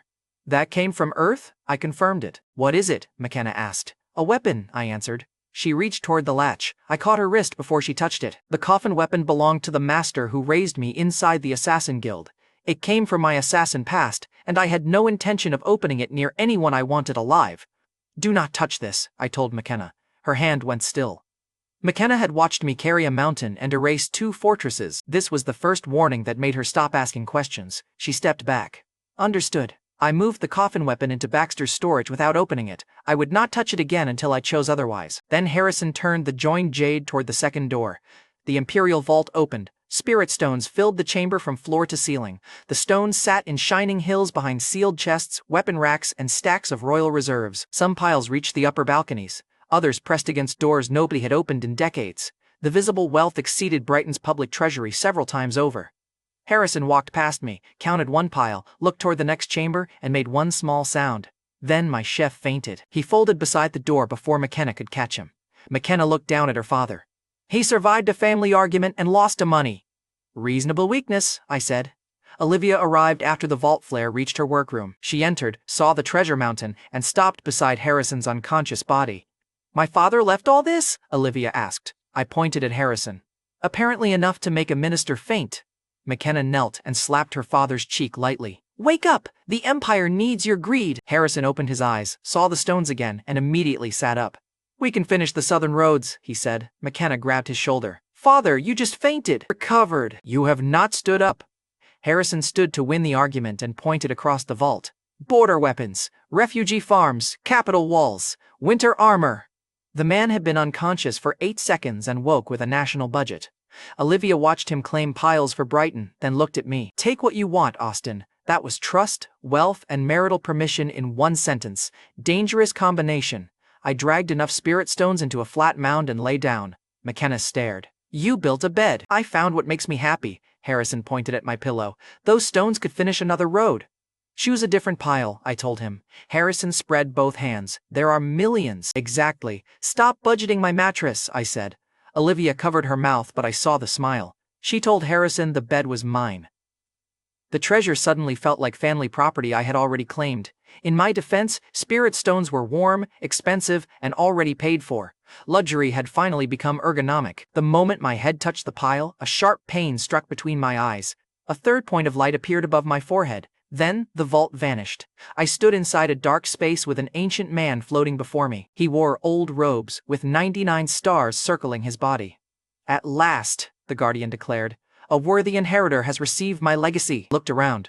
Are you inside my mind? I'm the guardian of an age beyond your understanding. Classic ancient mentor entrance. The floating lights came with a voice ready for a 3-hour prophecy. Baxter's interface opened beside me. The Guardian looked toward my assistant and stopped speaking. Thousands of lights unfolded behind the system presence. The ancient man's 99 stars suddenly looked like a discount display. Then the Guardian looked at me. The brightness around my soul filled the dark space. His stars faded at the edges. He drifted backward, adjusted his robe, and tried to act in charge again. You possess unusual potential, the Guardian decided. Submit the inheritance to my guidance and I may permit you to carry it. I stared at him. The book chose me, the Guardian scoffed. The book is merely a gate. And you are? I asked. He raised his chin. I am the will beyond it. His grand entrance had lasted 10 seconds. He still acted like he controlled the room. I asked what the inheritance wanted from me. The Guardian avoided the question. He reached toward the golden symbols entering my mind and called obedience a necessary price. When I blocked his hand, his smile disappeared. Baxter? I asked. My assistant scanned him. Hostile intent confirmed. He is attempting unauthorized access to the inheritance core. His energy is compatible with my upgrade core. The Guardian's stars jerked toward Baxter. 3 dimmed before he finished raising his hands. The Guardian raised both hands. You misunderstand. I am your guide. I looked toward Baxter's interface. Eat him. The Guardian's face finally lost its ancient dignity. Good. Baxter opened a black field around him. The guardian tried to command the inheritance. Nothing answered. He tried to leave my mind. The dark field closed around his ankles. "Stop this," he demanded. "You require my knowledge." I required an honest answer, I told him. "You chose trespassing." The 99 stars went out first. The guardian followed before he finished protesting. The expected mentor had become system food. Wrong inheritance, wrong host, terrible career choice. Baxter announced, "Compatible energy acquired. Upgrade beginning." How long? Unknown. Storage remains stable. All active assistants will be unavailable. Then Baxter disappeared. My assistant ate one ancient guardian and immediately took paid leave. The vault returned around me. Olivia, McKenna, and Harrison were staring at the new mark above my eyes. I sat up on the spirit stone bed. "Minor inheritance issue," I told them. Harrison pointed at the treasure. "Does the issue affect the budget?" He relaxed immediately. By nightfall, I had moved my claimed spirit stone bed into a palace room. Baxter was still offline. No scans, no storage voice, no anime. I had survived most of my life without a supreme system, but losing entertainment first was cruel. The assassin later admitted that Black Hollow Hall had connected 3 facts by midnight. Its poison elder was dead, its palace scout was missing. My inheritance rumor had given the hall my room. He came to test whether the useless prince was the hidden powerhouse. I fell asleep anyway. A window latch moved after midnight. A masked assassin entered without touching the floor. He crossed the room, raised a narrow black dagger, and drove it into my throat. The blade shattered. Metal fragments bounced across the spirit stones. I opened my eyes. The assassin remained frozen above me with half a handle in his hand. We looked at each other. He spoke first. "I struck you with the back of the blade. I picked up the broken edge." "The sharp side?" "It was an accident," the assassin insisted. "Look, I need you to understand how desperate that lie was." The man had entered through my window dressed in black and stabbed me in bed. Then he blamed weapon orientation. I bent the remaining metal between 2 fingers. "Good news," I told him. "It is recyclable." The door burst open. Bridget had been guarding the corridor. She saw the mask, the broken weapon, and the insignia under his sleeve. "Black Hollow Hall assassin," Bridget warned. "That dagger was rank 6. One blade could buy a noble estate." I held up the bent metal. "Smaller estate now." Bridget did not laugh. The assassin looked at the metal in my hand, then at my unmarked throat. The assassin stopped arguing and backed toward the window. "The inheritance rumor put your room on our list," he said. "Then our poison elder vanished. Our palace scout vanished." The aura traces matched. He had arrived expecting a sleeping prince. The failed strike gave him the final answer. His voice rose. "You destroyed the Crimson Network. You destroyed the city cell. You are the hidden god they are hunting." Bridget moved to silence him. He shouted louder. Whatever discipline he had left was gone. "The prince is the unknown powerhouse," he yelled toward the corridor. "He is above the numbered realms." A floorboard shifted in Olivia's room down the hall. The loudest assassin in Brighton had discovered my secret and announced it near my wife. The same black fracture opened beside the assassin and widened into a dark rift. The assassin backed away. "What is that?" "Privacy." I grabbed his collar and threw him through the rift. The opening closed before his scream finished. I did not choose a destination, and I never learned whether he found one. Bridget stared at the empty air. "You threw him out of the room." "Technically," I replied. Bridget asked where he went. "Away," I told her. She hated the answer. The assassin remained gone. I crossed the hall and checked Olivia's door. Her breathing remained slow. She had not woken, so I returned to my spirit stone bed, pushed the broken dagger pieces aside, and went back to sleep. By sunrise, Harrison was gone, and for the first time, brute force could kill the person I was trying to rescue. The next morning, at the Abbott family home, Regina found Harrison's room empty. His coat still hung beside the door. Breakfast sat untouched. The bed had never been used. Grand General Regina Abbott had sent her husband away after a late argument. By sunrise, anger had become guilt. McKenna found a scorched Black Hollow Hall teleport marker beside the outer wall. The same kind had powered the Poison City formation, so the hall had planted a route during that attack. Harrison's broken pocket seal lay beside it. He had fought long enough to leave one clue. The hall had still taken him. Olivia arrived before the household guards finished searching the street. She looked at the marker, then at Regina's face. "Harrison's refugee work made enemies," Olivia warned. "Black Hollow Hall already attacked one city. Assume this is a lure." Regina gripped her weapon. "I sent him outside." Olivia caught her arm. "Then bring him home. Blame yourself afterward." Harrison had helped raise Olivia and rebuild Brighton through the succession crisis. Olivia looked at the empty doorway. "He is family. We are bringing him back." That promise pulled Regina upright. Olivia locked down the house and split the search with Regina across territory controlled by Black Hollow Hall. McKenna took the faster option. She ran straight to me. Minutes later, in my palace bedroom, McKenna kicked open the door and woke me on my spirit stone bed. Black Hollow Hall took my father, McKenna said. I sat up. Somebody kidnapped my chef? McKenna's hands were shaking. The joke died there. The poison elder had targeted a city near my household. An assassin from Black Hollow Hall had entered my room the previous night. Now, a teleport marker had appeared outside Harrison's home. Harrison controlled refugee money, knew Olivia's schedule, and cooked at my table. Black Hollow Hall had chosen the person who connected all three. They were building a leash around everyone close to me. That was the first useful thing their faction had done. They made the target obvious. I picked up the marker. One burned line still pulsed east. Stay with your mother, I told McKenna. I'm coming. No, Black Hollow Hall already has one abbot. I stepped toward the window. Don't make me collect a matching set. McKenna grabbed my sleeve. What about your secret? I'll bring Harrison back first. McKenna released my sleeve. I launched through the window and shattered the frame behind me. The palace roof cracked under my first step. McKenna shielded her face while the green trail crossed the capital and vanished east. Baxter was still offline. No scan, no map. The marker gave me one direction, and Black Hollow Hall had given me motivation. I held the burned metal in one hand and followed its pulse through every mountain barrier in my way. If the signal weakened, I moved faster. While I crossed the Empire, Olivia later told me she reached Black Hollow Hall's border first. Entering the faction's territory openly could start a war. She hovered above the mountain line, measuring the barrier and deciding whether Harrison's life justified it. Then, a green streak passed her. Olivia swung once and hit empty air. The streak had already crossed the barrier. The force peeled clouds from the mountain and left a glowing line through the hall's outer formation. Olivia stared at the breach, then drove through it before the guards below could close anything. She could not see my face. She only knew the unknown powerhouse had just entered the place she was preparing to attack. She also knew Harrison was inside. So my wife followed me, one broken barrier behind. Inside Black Hollow headquarters, Harrison had already learned why they wanted him. He told me the full story later. The teleport route had dragged him through 3 sealed chambers. The Hall Lord waited in the last one with a torturer and an executioner. The Lord ordered Harrison to keep supporting me at court. He also wanted reports on Olivia's movements, visitors, and military plans. A useless husband keeps the Empress comfortable, the Lord explained. You will help us keep him close.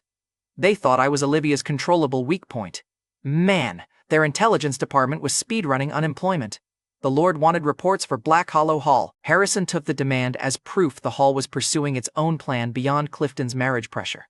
The Lord offered Harrison a private estate, a higher title, and enough stones to move his family outside Brighton. Harrison asked one question. What happens to Olivia after I help you? The Lord smiled. The Empress keeps ruling while she remains useful. Harrison's jaw locked. I will not spy on Empress Olivia, Harrison answered. Then the Lord threatened Regina and McKenna. He described their routes, their guard rotations, and the room where McKenna slept as a child. Harrison still refused. Brighton raised me from poverty, Harrison told them. The royal family gave me a home. My wife and daughter live under that flag. The Lord leaned close. Pain will correct your loyalty, Harrison answered. Then you brought too little. The torturer forced a black scent worm into Harrison's body. Its rule was simple. The worm ate through his organs. Incense slowed it. Only the real antidote removed it. The torturer opened the incense just long enough for Harrison to breathe. Then he closed it again and let the worm move. Pain dropped Harrison to one knee. His hands shook. Blood left his face. The worm twisted again. Harrison's fingers carved shallow grooves into the floor, but he still pushed one foot beneath himself. He vomited onto the stone. The executioner laughed and pushed his head toward the floor. Harrison caught himself on one palm.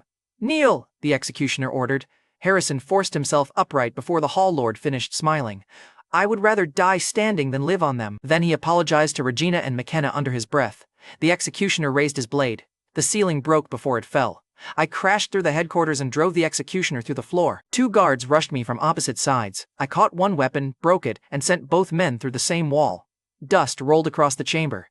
Every killer stepped back except the Hall Lord. He still had Harrison and knew it. Harrison looked up with wet eyes and tried to stand straighter. Morning, Harrison, I told him. Your customer service is terrible. His mouth moved once before sound returned. Austin?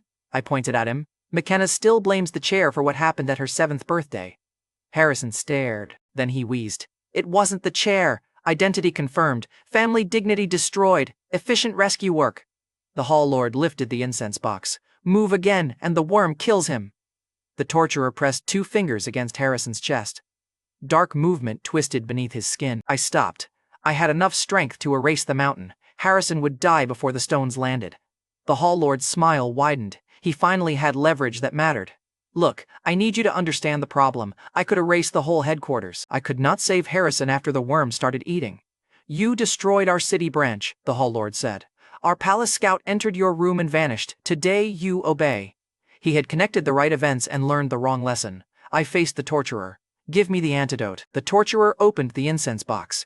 Harrison's pain eased, but the dark lines under his skin remained. That only sedates it, I said. The Hall Lord smiled. Then you understand the bargain. Harrison shook his head. Do not protect them for me. His voice scraped. Regina will understand. McKenna will hate it, but she will understand too. No, I told him. The Hall Lord laughed. He's asking you to let him die. Heard him. Then choose. The Hall Lord produced a blood pact. The rule was plain. I would swear never to harm any member inside the headquarters. They would cure Harrison. If I broke the promise, heavenly law would execute me. Baxter's voice returned as a faint crackle inside my head. Upgrade core stable. Warning, this pact belongs to local heavenly law. Your lineage may outrank its jurisdiction. Outcome cannot be guaranteed. The Hall Lord mistook my pause for fear. He pushed the pact closer. Your strength has reached its limit. Heaven has rules even you cannot ignore. Baxter could not promise otherwise. The dragon lineage in my blood had broken local measurements before. A heavenly execution was still a heavenly execution. Harrison tried to rise and failed. Sign, the Hall Lord ordered, or watch your friend die. I pressed my thumb into the pact. The blood mark accepted me. I signed. Food was the joke. Family was the reason. The pact burned across my palm. The torturer gave Harrison the real antidote. The black lines faded, and the scentworm dissolved before it reached his heart. Harrison dragged in one full breath. I gave the hall members 30 seconds to believe the bargain had saved them. I carried Harrison past the first gate, doubled back through a service tunnel, and hit us one wall from the chamber. My old guild had trained children to disappear inside occupied rooms. Black Hollow Hall had researched my power. They had ignored my profession. The hall members heard us leave. They did not hear us stay. Inside the chamber, the Hall Lord slapped his intelligence officer to the floor. You reported a weak prince, the Hall Lord snapped. Now he is protected by our own pact. The torturer laughed. He cannot touch us. We can hire outsiders, poison his attendants, and strike the Empress through him. The Lord ordered a second attack before Harrison and I had reached the gate. Use outsiders, the Hall Lord instructed. The pact blocks his hand. It says nothing about ours. The intelligence officer asked whether Olivia should be targeted too. The Hall Lord answered, especially Olivia. Hurt the Empress, and the prince will crawl back under control. Harrison looked at me. I stepped back into the chamber. Excellent planning meeting. The laughter stopped. The Hall Lord raised the blood pact. You can't harm us. You kidnapped Harrison, poisoned him, threatened my family, and planned another attack before I left the room. I looked around the chamber. You used every chance. One enforcer fired a cloud of venom at my face. I walked through it and erased him with one strike. The chamber split open. The headquarters shook. Surviving killers rushed the exits, then stopped when the pact burned through my palm. The marks climbed my wrist like hot wire. My body ignored the pain. The law behind it felt different. This force did not belong to Black Hollow Hall. The sky turned purple. The Hall Lord started laughing again. Heaven accepted the breach. Thunder crushed the mountain air. A dragon made from purple lightning descended through the broken roof. Even I could not predict what the next second would cost. The villains knelt to the dragon and pointed at me. Outside the mountain, Olivia later told me the same pressure forced her out of the air. She landed beyond the broken barrier and watched purple lightning wrap the headquarters. She still could not see who stood inside. I looked up. If you came for my head, take it. The dragon dropped. Then, it stopped above me. Its enormous head lowered. The lightning around its body softened. One violet eye fixed on the blood mark. Then, the dragon looked past it, toward whatever lived deeper in my blood. It circled me once like a guard, faced the kneeling villains, and released a warning roar. Stone shattered under every hall member. The Hall Lord pressed his forehead to the floor. Harrison forgot his pain and stared straight up. No hall member moved. The dragon rose back into the clouds without touching me. The blood pact cracked. Baxter's voice steadied. Confirmed. Local heavenly law recognizes your ancient dragon lineage as senior authority. The pact dissolved into ash. The Hall Lord flattened himself and begged. The torturer followed. Every surviving killer copied them. Heaven had arrived to execute me and left them an angry weather report. I stood over the Hall Lord. Name one good thing you have done. The torturer tried to speak first. We maintained order. You fed a worm to my chef. The intelligence officer claimed he only followed instructions. The Hall Lord promised donations, information, and lifelong service. I raised one finger. 1. They started shouting excuses over each other. I opened spatial rifts beneath the survivors. 3. The entire leadership disappeared before anybody found a good deed. Harrison stared at the empty chamber. You skipped too. They were wasting time. I warned him to keep the dragon, pact, and my power away from Olivia's court. Harrison looked at the ruined headquarters. You realize secrecy gets harder every time you destroy a faction. I'm aware of the trend. Then we found the hall treasury. A sealed vault beneath the headquarters held 32 million spirit stones. The first chamber held loose stones in waist-high bins. The second held sealed rings. The third contained enough reserve wealth to fund several small wars. Black Hollow Hall had tortured civilians while sitting above a private mountain of money. Very charitable organization. Harrison counted the first rows and immediately started assigning money to Brighton. Harrison swept one hand over the bins. 10 million repairs the southern farms. Another 8 strengthens the border. The rest belongs in the royal treasury. I took 1 storage ring. The rest belongs to the kidnapping victim and his rescuer. I'm the kidnapping victim, Harrison argued. Then support the claim. Harrison pointed at the piles. 32 million is enough compensation. I calculated missed breakfast, emergency travel, emotional distress, damaged sleep, and the insult to my chef supply. They still owe me 5 million. Harrison closed his eyes. You're billing a destroyed organization. Debt survives management changes. By late afternoon, I returned Harrison to the capital. Regina reached him first. She struck his shoulder once. You left after an argument, Regina snapped. I was kidnapped, Harrison protested. That's not a defense. Then Regina grabbed his robe and held him hard enough to stop both of them breathing. McKenna wrapped around the other side.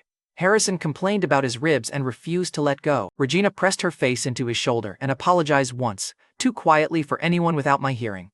Harrison answered by asking what she wanted for dinner. I left the family reunion carrying Black Hollow Hall's 32 million stones. Before I reached the palace, a disheveled woman stepped into the road and looked straight at the ring. Late that afternoon, on the road back to the palace, a disheveled woman stepped in front of me. She wore a torn gray cloak and dust-covered boots. Her face made the disguise useless. In my defense, I noticed the face first. She looked at the storage ring holding Black Hollow Hall's 32 million stones, then looked at me. Take care of me, the woman requested. I stopped walking. That sentence has several expensive interpretations. She moved closer and smiled. I can repay you with devoted personal service. A gorgeous beggar had walked out of nowhere and asked for full support. My retirement kept attracting side quests. No, I told her. She caught my sleeve. Feed me, house me, and carry me when I am tired. You have listed work for me.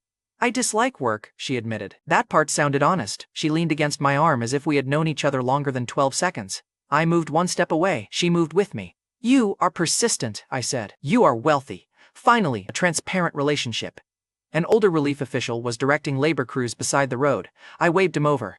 Give this woman a job, I ordered. The livestock crews start before sunrise. Keep her busy until she learns what effort feels like. The official glanced at her, then at my ring, and asked nothing. The woman brightened instead of protesting. Will you check my progress? She asked. I tapped her forehead. Work first, rewards later. Her eyes warmed in a way that made the relief official look politely toward the trees. I narrowed my eyes. You are enjoying the scolding. She leaned closer. You are very good at it. Look, I had survived a heavenly dragon that morning. The dragon had been simpler.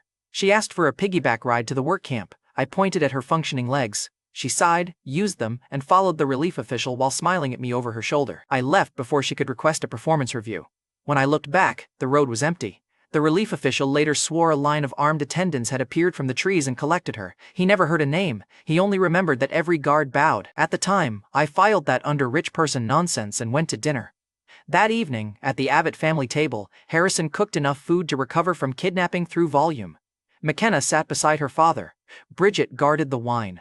Regina watched Harrison every time he stood, as if Black Hollow Hall might steal him between courses. I told them about the beautiful woman who wanted food, housing, carrying, and rewards for avoiding work. Harrison stopped carving the roast. She asked you to care for her? Yeah. McKenna laughed first. Bridget followed. Even Regina's mouth moved. Harrison pointed his knife at me. The laziest man in Brighton has been asked to support another adult. I found the request unreasonable. McKenna wiped her eyes. You married an empress for breakfast. Olivia made the offer, I reminded her. Bridget lifted her cup. Perhaps the woman sensed professional experience, Regina added. Did you at least ask whether she can cook? Harrison looked offended. Nobody replaces me. The man had survived organ-eating poison and found his competitive spirit at dinner. I tapped McKenna's forehead, then Bridget's. Harrison ducked before I reached him. The family had survived a hostage crisis and immediately returned to bullying me. Honestly, that felt healthy. The next morning, at the palace breakfast table, Olivia handed me a merchant complaint about pigs. Harrison had placed a herd of oversized spirit pigs on a royal pasture. Their meat had become absurdly valuable, so I claimed a share of the sales. Rare pork was a stable retirement asset. Olivia tapped the complaint. Your pigs now cost more than armored horses. They taste better. Merchants accused the palace of price fixing. I shrugged. Then they should stop buying them. Olivia narrowed her eyes. As punishment, 1 pig will be served at dinner. Cruel but fair. She slid a second note toward me. 2 pigs had vanished from the livestock crew. The word vanished connected 3 facts at once. The strange woman had been assigned there. Armed attendants had collected her. The relief official had found an empty pen afterward. I dropped my breakfast. Olivia watched me stand. Austin? She stole my pigs. You own 32 million stones. I grabbed the second note. Those pigs were earning interest. I left the palace yelling about livestock theft while my wife laughed behind me. An hour later, outside a royal-looking camp beyond the capital, I found the beggar wearing gold. Her gray cloak was gone. A fitted black and gold dress had replaced it. Guards in dark armor lined both sides of a silk pavilion. One held a lacquered box overflowing with spirit stones. The woman sat beneath a jeweled canopy. The beggar outfit had been a disguise. She looked spectacular, and she knew I noticed. Then I remembered the pigs. You stole my livestock, I accused. The woman smiled. I borrowed your attention.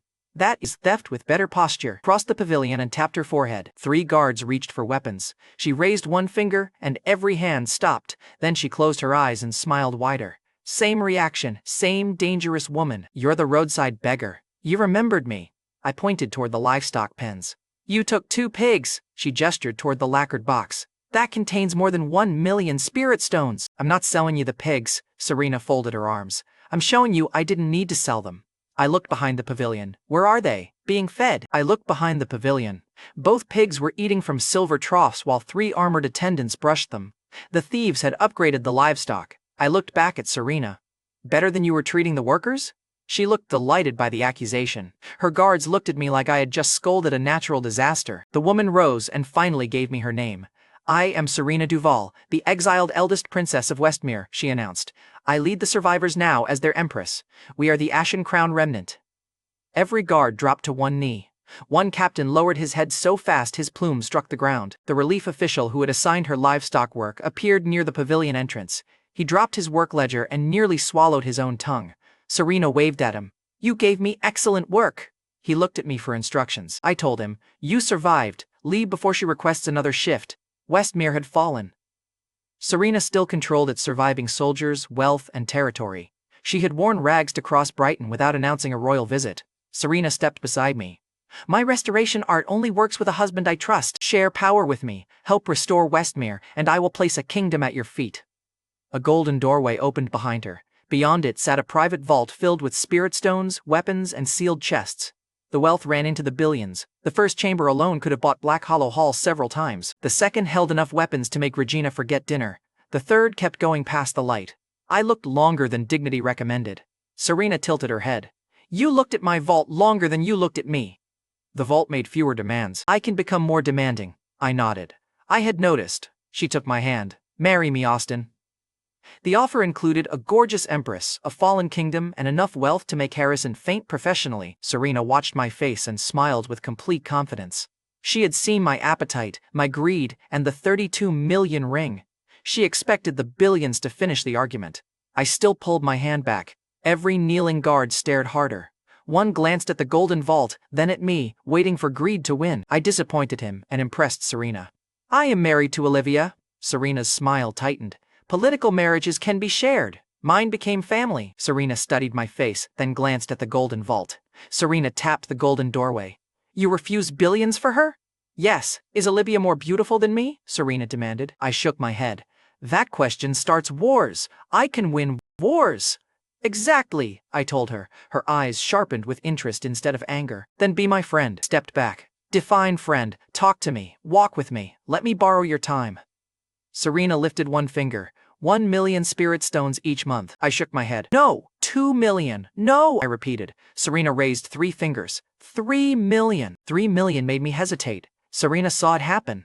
There you are, she continued before I recovered. Spend it on Brighton. Fund the refugees, the roads, or whatever public project Harrison is already complaining about. A stronger Brighton can support Westmere later. Harrison could put that money to work by sunset. Dirty move. I set the boundaries aloud. No second marriage, no bedroom claims. You ask before touching me.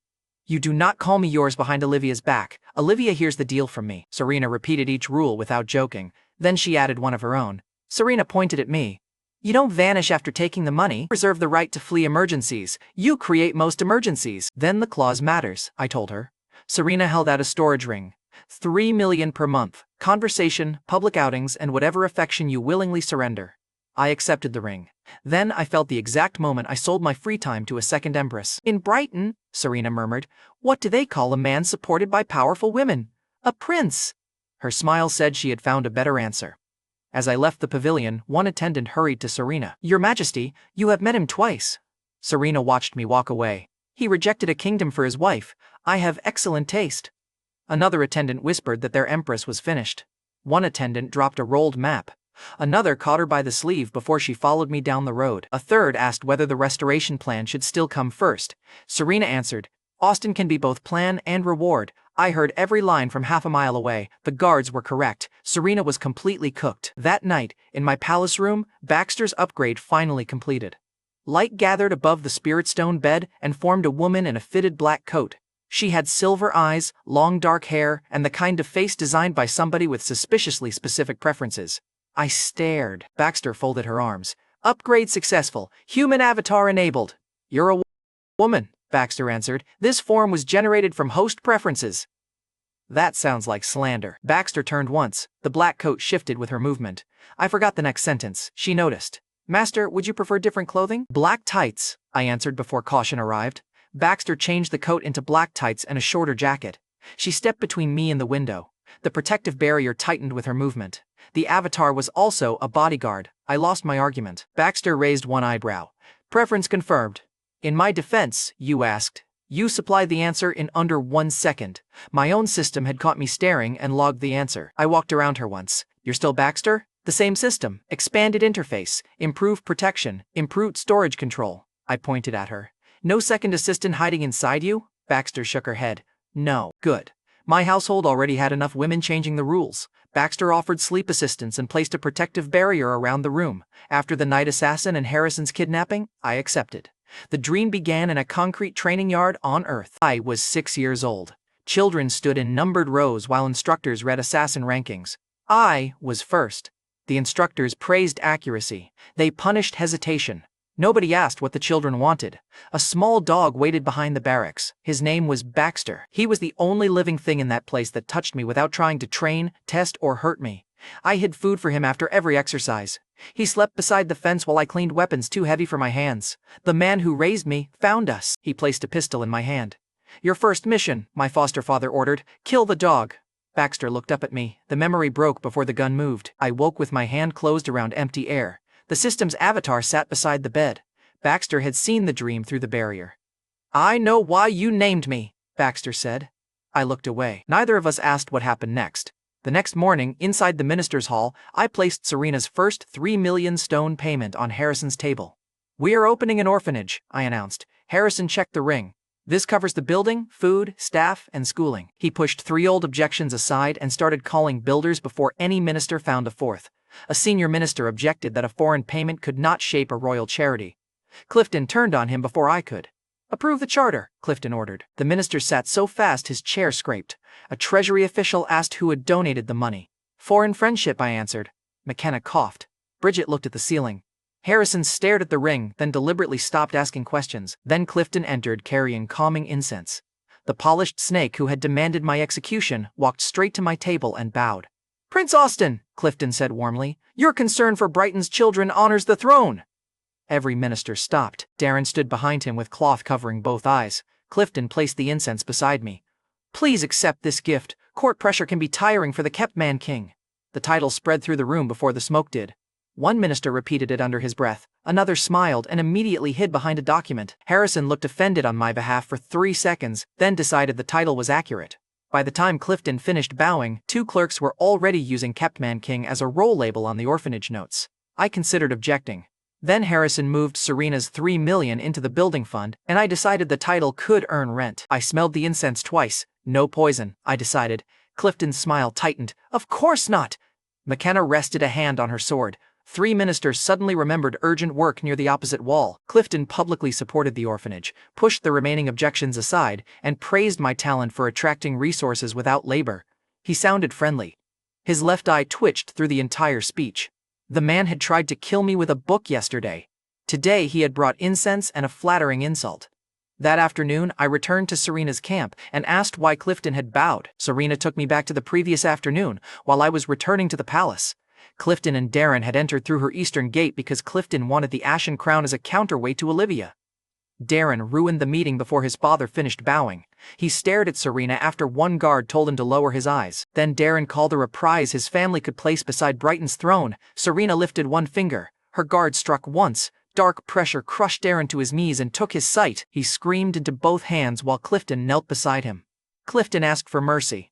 Serena asked whether his son always treated women like inherited furniture.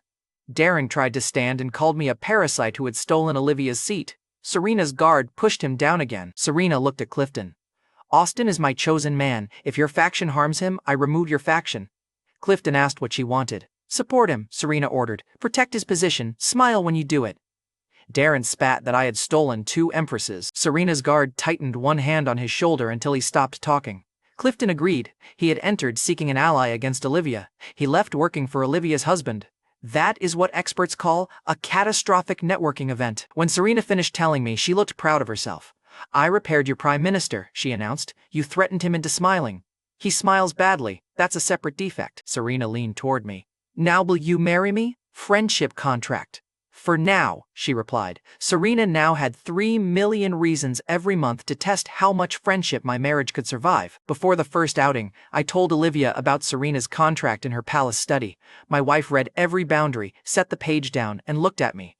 3 million a month for conversation? Olivia asked. For an investment. It is dating with invoices, Olivia decided. You will not hide a meeting from me. Her fingers tightened once on the page. I agreed. Over the next 3 weeks, Serena paid me to spend time with her. I called it foreign investment. Harrison called it funding. Serena called it progress. Olivia called it dating with invoices. The rules stayed simple. Serena paid 3 million spirit stones each month. I chose the meetings. She asked before touching me. Every payment went through Harrison into the orphanage or Brighton's public work. Serena obeyed every boundary and pushed the next one immediately. Our first paid outing was a hot spring outside the capital. I entered wearing a full robe, trousers, and boots. Serena stood in the water wearing a dark bathing wrap and looked offended by my commitment to fabric. Austin, Serena complained, the water can't reach you. That's why I kept them on. She stepped closer. You accepted payment for companionship. I'm beside you. You're dressed for a border inspection. I pointed at my boots. In my defense, my wife owns the border. Serena laughed and asked to hold my sleeve. I allowed that much. She moved to my side, hooked one finger through the cloth, and leaned against my shoulder. Does Olivia know where you are? Serena asked. She knows the arrangement. That wasn't my question.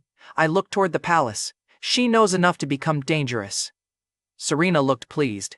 Jealousy was apparently another service she believed 3 million should include. You realize boots in a hot spring are criminal, Serena told me. I signed a friendship contract. I never signed a footwear surrender. Spring attendant entered with fruit, saw Serena attached to my sleeve, and backed out without setting down the tray.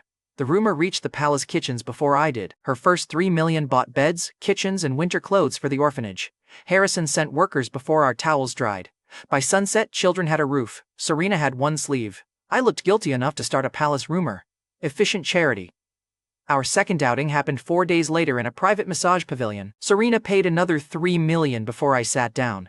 This is still conversation, Serena promised. Then she dismissed the attendants and placed both hands on my shoulders. I looked back. You changed the service. You look tense. I have 2 empresses managing my posture.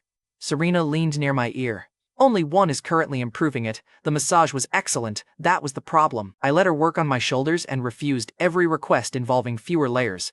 Serena called me stubborn. I called myself funded. She pressed one knot beneath my neck and asked whether Olivia could do that. Olivia can cut mountains, I answered. Serena smiled. That was not my question. I respected the trap and refused to enter it. Then Serena rested her chin on my shoulder and asked whether that counted as touching. May I continue? Counted the 3 million already sitting in Harrison's hands. For 1 minute! Serena won the minute and smiled through all 60 seconds. That payment finished the orphanage dining hall and put another crew on Brighton's eastern road. I had sold my afternoon for infrastructure. Olivia might still use a sword. Our third outing was a walk through a mountain retreat beyond the city. Serena wore a red traveling dress covered in gold. I noticed. She caught me noticing. In your defense? Serena asked. The dress started it. Good answer. She transferred the next payment and offered her arm. I reminded her about the boundary. Serena raised one eyebrow. May I hold your arm and stand closer? Yes. On permission, rich beggar. May I call Olivia's political marriage unfair? No, I told her. You married an empress to avoid work, Serena replied. Do not become strict now. The third payment funded teachers, medicine, and a play yard for the orphanage. Harrison's messenger reported that the first children had moved into finished dormitories with hot food and teachers already arguing over lesson schedules. Serena read the note over my shoulder. So our dates are helping children, she observed. Our meetings are helping children. Serena folded the note and tucked it into my coat. Keep correcting the word. I enjoy watching you lose. After Harrison confirmed the third payment, Serena stopped walking. She turned toward me. May I steal one kiss? Serena asked. I had enough time to move. One, I told her. She kissed me. The kiss lasted one breath. Serena stepped back looking victorious. Then her eyes narrowed. That was not your first kiss. Olivia smiled. Serena gripped my sleeve. She stole a head start through political fraud. She summoned me onto her bed. That is worse. The second empress had paid millions and still found a way to feel cheated. Beautiful chaos. Serena claimed the rest of the afternoon at the mountain retreat. She kept touching my arm, testing every inch of the permission I had given. She also ordered lunch for two and fed me one bite before I took the plate away. That wasn't in the agreement, I warned. Neither was kissing back. I folded my arms. I didn't sign a confession. You stayed. I reminded her that permission for one kiss did not rewrite the friendship contract. Serena only smiled. Annoyingly strong defense from the rich beggar. That night, inside my palace bedroom, Olivia arrived carrying wine. She had already been drinking. Her steps stayed steady, but her voice sounded tired. Olivia sat beside me and placed the cup on the floor. Stay here tonight, Olivia requested. I looked at her. Did something happen? Olivia shook her head. Everything's loud when I'm alone. She rested her forehead against my shoulder. Only you make it quiet, Olivia whispered. I stayed beside my wife until she slept. When Olivia fell asleep, her hand was still closed around my sleeve. The paid arrangement had become a marriage problem.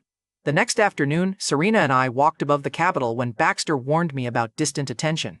2 observers are measuring Empress Olivia's cultivation, the system reported. One is Prime Minister Clifton. The second man stood beside Clifton on a far ridge. White hair moved around his shoulders while a pale symbol turned above one hand. Serena followed my gaze and lost her smile. That is Orson Thayer, Serena explained. He is a fate seer from Crownspire Pavilion. Crownspire was an old faction with an unhealthy interest in royal bloodlines. Serena knew its people from the records she carried out of Westmere. My hearing caught Orson's voice across the distance. Olivia has gained a year of progress in weeks, Orson told Clifton. That growth should be impossible. The pale symbol above Orson's hand turned toward the palace and stalled. Baxter tried to read it, but the signal folded behind a Crownspire barrier. Clifton looked toward the palace. Can you identify the cause? Orson answered. Not from here. Good. Neither could I. Clifton leaned closer to Orson. The polished snake had found someone willing to keep measuring my wife. A guard approached Serena and reported that Clifton and Orson wanted an audience. Serena kept her arm through mine. Tell them I am occupied. The guard looked at me, understood the message, and bowed. Crownspire had started watching my wife. Serena preferred making them wait while she annoyed me. Priorities I could respect. Before the guard left, Serena handed him a medicine vial. This will restore Darren's eyes, Serena instructed. Give it to Clifton as payment for supporting Austin. Then Serena smiled. Also tell him Austin thinks his smile looks like a creep practicing in a mirror. I said it looked rehearsed, I corrected. Mine is more accurate. The message went out. That evening, in Serena's guest pavilion, the same guard reported back to Serena and me. Darren's sight had returned within minutes. Clifton had tested his son's vision in front of Orson, thanked Serena's guard, and kept smiling while the insult was read aloud. Clifton kept smiling until Serena's guard reached the pavilion gate. Then the incense box cracked loudly behind him. Darren asked who had insulted his father. Before the guard stepped outside, Clifton ordered Darren to stay quiet and keep his restored eyes lowered around Serena. Clifton got his son's sight back and swallowed Serena's insult in front of Orson. Fair trade. Olivia's growth remained unexplained. Crownspire was watching it, and Serena kept buying reasons to stay close. I thought the paid friendship deal was under control. Then Olivia opened a hot spring door and found Serena wrapped around my afternoon. The following afternoon, at the hot spring outside the Capitol, Olivia kicked the private door open. Serena was wrapped around my arm. I was fully dressed. Robe, trousers, boots, dignity, all present. That did not help. Olivia froze the spring before either of us spoke. Ice climbed the walls. The door cracked under her hand. McKenna and Bridget stood behind my wife, both wearing the expressions of witnesses who wanted different assignments. Serena kept one arm hooked through mine. You came sooner than expected. Olivia stepped across the ice. Remove your hands from my husband. Serena leaned closer instead. He approved this hand. Look, there are guilty rooms, and then there was that room. Olivia pointed at McKenna and Bridget. Watch Austin. McKenna glanced at my soaked boots. He appears contained. Bridget folded her arms. The clothing suggests fear. Financial discipline, I corrected. Neither woman respected the distinction. Olivia crossed the room and checked me herself. Her gaze moved from my collar to my boots, then stopped on Serena's fingers. You kept every layer? Olivia asked. Every heroic one, I answered. Serena tapped my sleeve. He treats fabric like a sacred oath. Olivia brushed ice from my shoulder. For once, his cowardice is useful. That tiny touch made Serena's smile sharpen. There it was. My wife had confirmed my innocence and marked her territory in the same motion. Very efficient jealousy. 2 minutes earlier, Olivia had reached the hot spring because the first attendant recognized Serena and sent word to the palace. McKenna and Bridget followed her down the outer hall. Before Olivia opened the door, all three heard Serena arguing with me. Serena splashed water at my boots. Take off one layer. No, I replied. Serena tried again. One boot. No, I repeated. One glove. Serena tried. I'm not wearing gloves, I told her. Serena smiled. Then we're making progress. Serena moved closer and asked permission to hold my arm. I allowed the same contact listed in our contract. Then she pressed against my side and asked for another kiss. One was the agreement, I reminded her. Serena smiled. Agreements can be upgraded. Olivia reads every upgrade, I warned her. Outside the door, my wife heard the whole refusal. So Olivia knew I had kept the boundaries. She also watched Serena cling to me through a cracked screen. Fair innocence still looked terrible in a hot spring. Back in the frozen room, McKenna covered her mouth when I explained the contract. I'm making money, I told Olivia. McKenna failed first. She laughed into her fist. Bridget lasted 3 seconds longer. Your Highness, this may be the worst financial defense ever attempted. I funded an orphanage, I reminded them. Olivia looked at Serena's arm. With your sleeve? Serena answered for me. The sleeve was complimentary. Olivia's eyes narrowed. You bought his time, stole a kiss, and dragged him into a bath. He wore boots, Serena replied. I suffered too. Olivia looked at me. You told me every meeting would be disclosed. This one was on the schedule, I answered. Olivia tapped the frozen floor.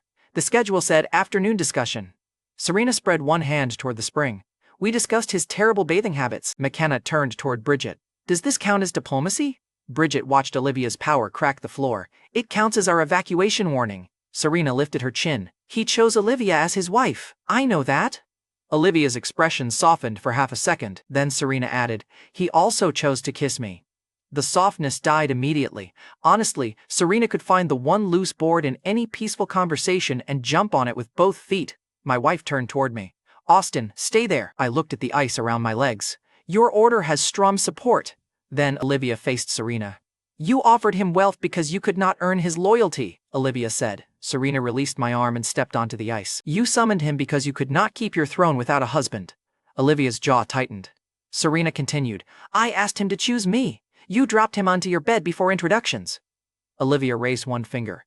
That was a summoning circle. Serena answered. In your bedroom.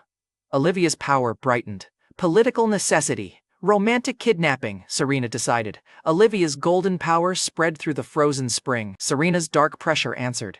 I stepped between them.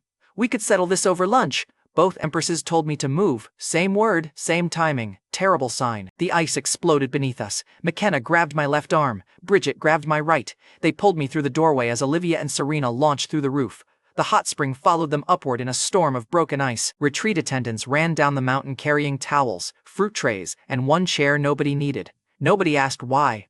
2 empresses were tearing open the sky. Nobody needed an explanation. You know a private argument is over when the towels evacuate first.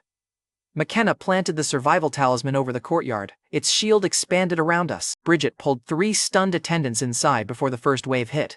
The guardrail shattered behind them. The duel had already turned a private scandal into a regional weather event. Outside, above the mountain retreat, my wife and the second empress stopped pretending this was an argument. Olivia began in the 9th realm. Serena was already in the 10th. That one-step gap meant Serena could overpower Olivia directly. The first collision proved it. Olivia formed a golden blade and drove forward. Serena caught it against a black barrier, turned her shoulder, and kicked Olivia across the sky. Olivia struck a ridge hard enough to split it. McKenna drew her sword below us. Should we help? Bridget watched Serena erase Olivia's second attack. With what? McKenna offered. Encouragement? I raised one hand. Nobody enters that air. McKenna looked at me. You could stop them. I could also explain myself afterward, I told her. She lowered her sword. Right, impossible battle. Serena moved first again. Olivia tried to seize the pace. She drove 3 golden cuts upward, forcing Serena to block instead of attack. The first cut cracked Serena's barrier. The second pushed her back. The third nearly reached her shoulder. Serena's smile vanished. Then she stopped treating Olivia like an angry wife and started treating her like an enemy. Dark barriers appeared around Olivia and closed from 4 sides. Olivia cut through one. Serena came through the opening and drove an elbow into her guard. Olivia fell, caught herself, and attacked from below. Serena bent backward, let the blade pass, then struck Olivia's shoulder with 2 fingers. Golden armor cracked. My wife hit the ground on one knee. Below us, McKenna pressed both hands against the talisman. The shield buckled under the shock. Bridget took the other side and shouted for the attendants to stay down. Serena had won the exchange. The cost landed on everyone beneath it. I tightened my hand once. One strike from me would have ended the danger. It also would have ended Olivia's belief that I was merely an unusual husband with suspicious luck. So I stayed still and hated every second. Serena hovered above her. Yield! Olivia rose. Serena's next slash opened the mountain behind her. Olivia blocked it, but the impact forced blood from the corner of her mouth. The rivalry had stopped being funny. Baxter appeared beside me in her dark-clad avatar. Only I could see her unless she chose otherwise. Master, Baxter warned, Empress Olivia's energy is dangerously overfilled. I watched Serena strike again. Golden light burst from Olivia's skin instead of staying trapped inside her. Baxter tracked the release. Each impact is forcing excess energy through her channels. The pressure was already building before this fight. That explained Olivia's impossible growth. It also meant interrupting too early could leave the overload inside her. I hated the answer. I let the fight continue. Serena surrounded Olivia with 6 illusions. Every copy attacked from a different angle. Olivia blocked 2, dodged 1, and took the 4th strike across her back. The last 2 were false. Serena appeared above her and drove her toward the ground. The mountain shook. Then Baxter's gaze moved beyond the battlefield. 27 hostile signatures, she reported. Around the retreat, thin silhouettes had appeared on distant ridges, trees, and clouds. Baxter counted them one by one inside my mind. 7 on the northern ridge, 6 hidden among the pines. 8 above the cloud line, 6 spread behind the retreat. 27 total, a complete kill circle. They kept outside the duel's light. Their weapons faced inward. The clash had drawn predators from higher realms. They were waiting for both women to weaken. One watcher raised a hand. The other 26 shifted with him. I read the formation. They were waiting for jealousy to weaken both women before closing the ring. I marked every heartbeat and stayed beside McKenna. If I moved too early, the watchers would scatter. If I waited too long, Olivia and Serena would become targets from every direction. So I waited for the weapons to rise. Above us, Serena caught Olivia by the wrist and threw her across the valley. Olivia broke through 3 rock walls before stopping. Serena landed in front of her. You cannot protect him from me. Olivia pushed herself upright. Serena raised her blade. Yield, and I will clear the excess energy from your body. Keep fighting, and you may destroy yourself. Olivia looked past her toward me. The battlefield went quiet enough for her voice to carry. Austin came to Brighton alone, Olivia told Serena. So did I, even with a palace around me. Serena lowered her blade by 1 inch. Olivia continued. He stayed when he could have left. He gave me a family that was mine by choice. She straightened despite the broken armor. He is my husband. I will not surrender him. Golden energy erupted from Olivia's body. The remaining excess tore through every cracked channel at once. Serena jumped back as a pillar of light split the clouds. Armor formed around Olivia in bright plates. A golden dragon uncoiled behind her and opened its eyes. The whole valley bowed under the pressure. Olivia had reached the 10th realm. The breakthrough pushed one clean wave across the valley. McKenna's talisman stopped shaking. Cracks in Olivia's armor closed under fresh gold. Serena lowered her weapon for one breath and looked at Olivia with real respect. Then both women remembered the argument. McKenna forgot to breathe. Bridget lowered her sword. She advanced during a marriage dispute. I watched my wife rise beside the dragon. Very efficient woman. Serena's surprise lasted 1 second. Then she smiled. Good, Serena called. Now stop hiding behind the realm gap. Olivia lifted her blade. You first! Serena released her full power.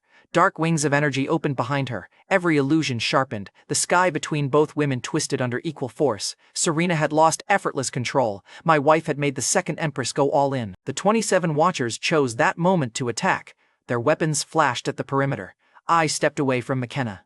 Stay beside Bridget, I ordered. McKenna caught my sleeve. Where are you going? To stop an interruption, I answered. I vanished before she could answer. The first watcher used the duel to hide his movement, his weapon aimed at Serena's back from Olivia's side of the valley.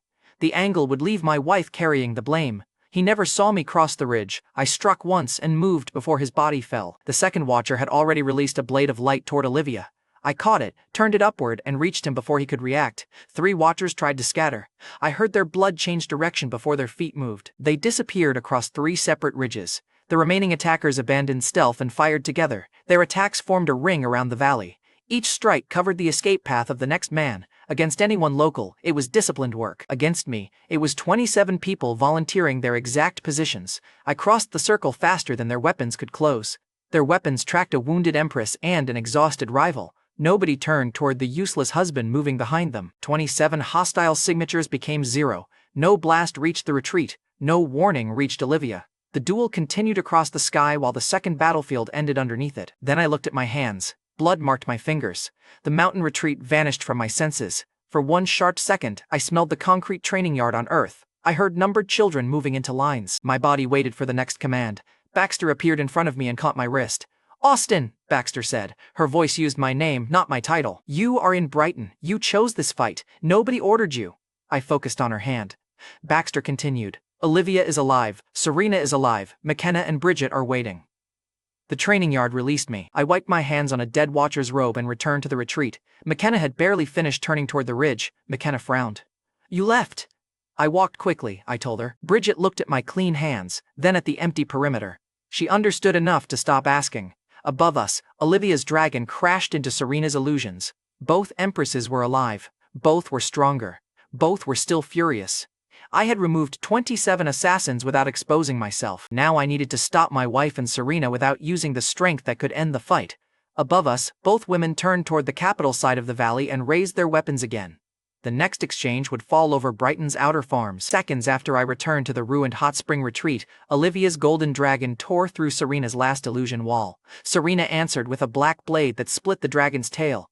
Both women were exhausted. Neither had developed common sense. Olivia hovered above the ruined retreat in cracked golden armor. Serena faced her with one dark wing flickering behind her. Serena looked Olivia over.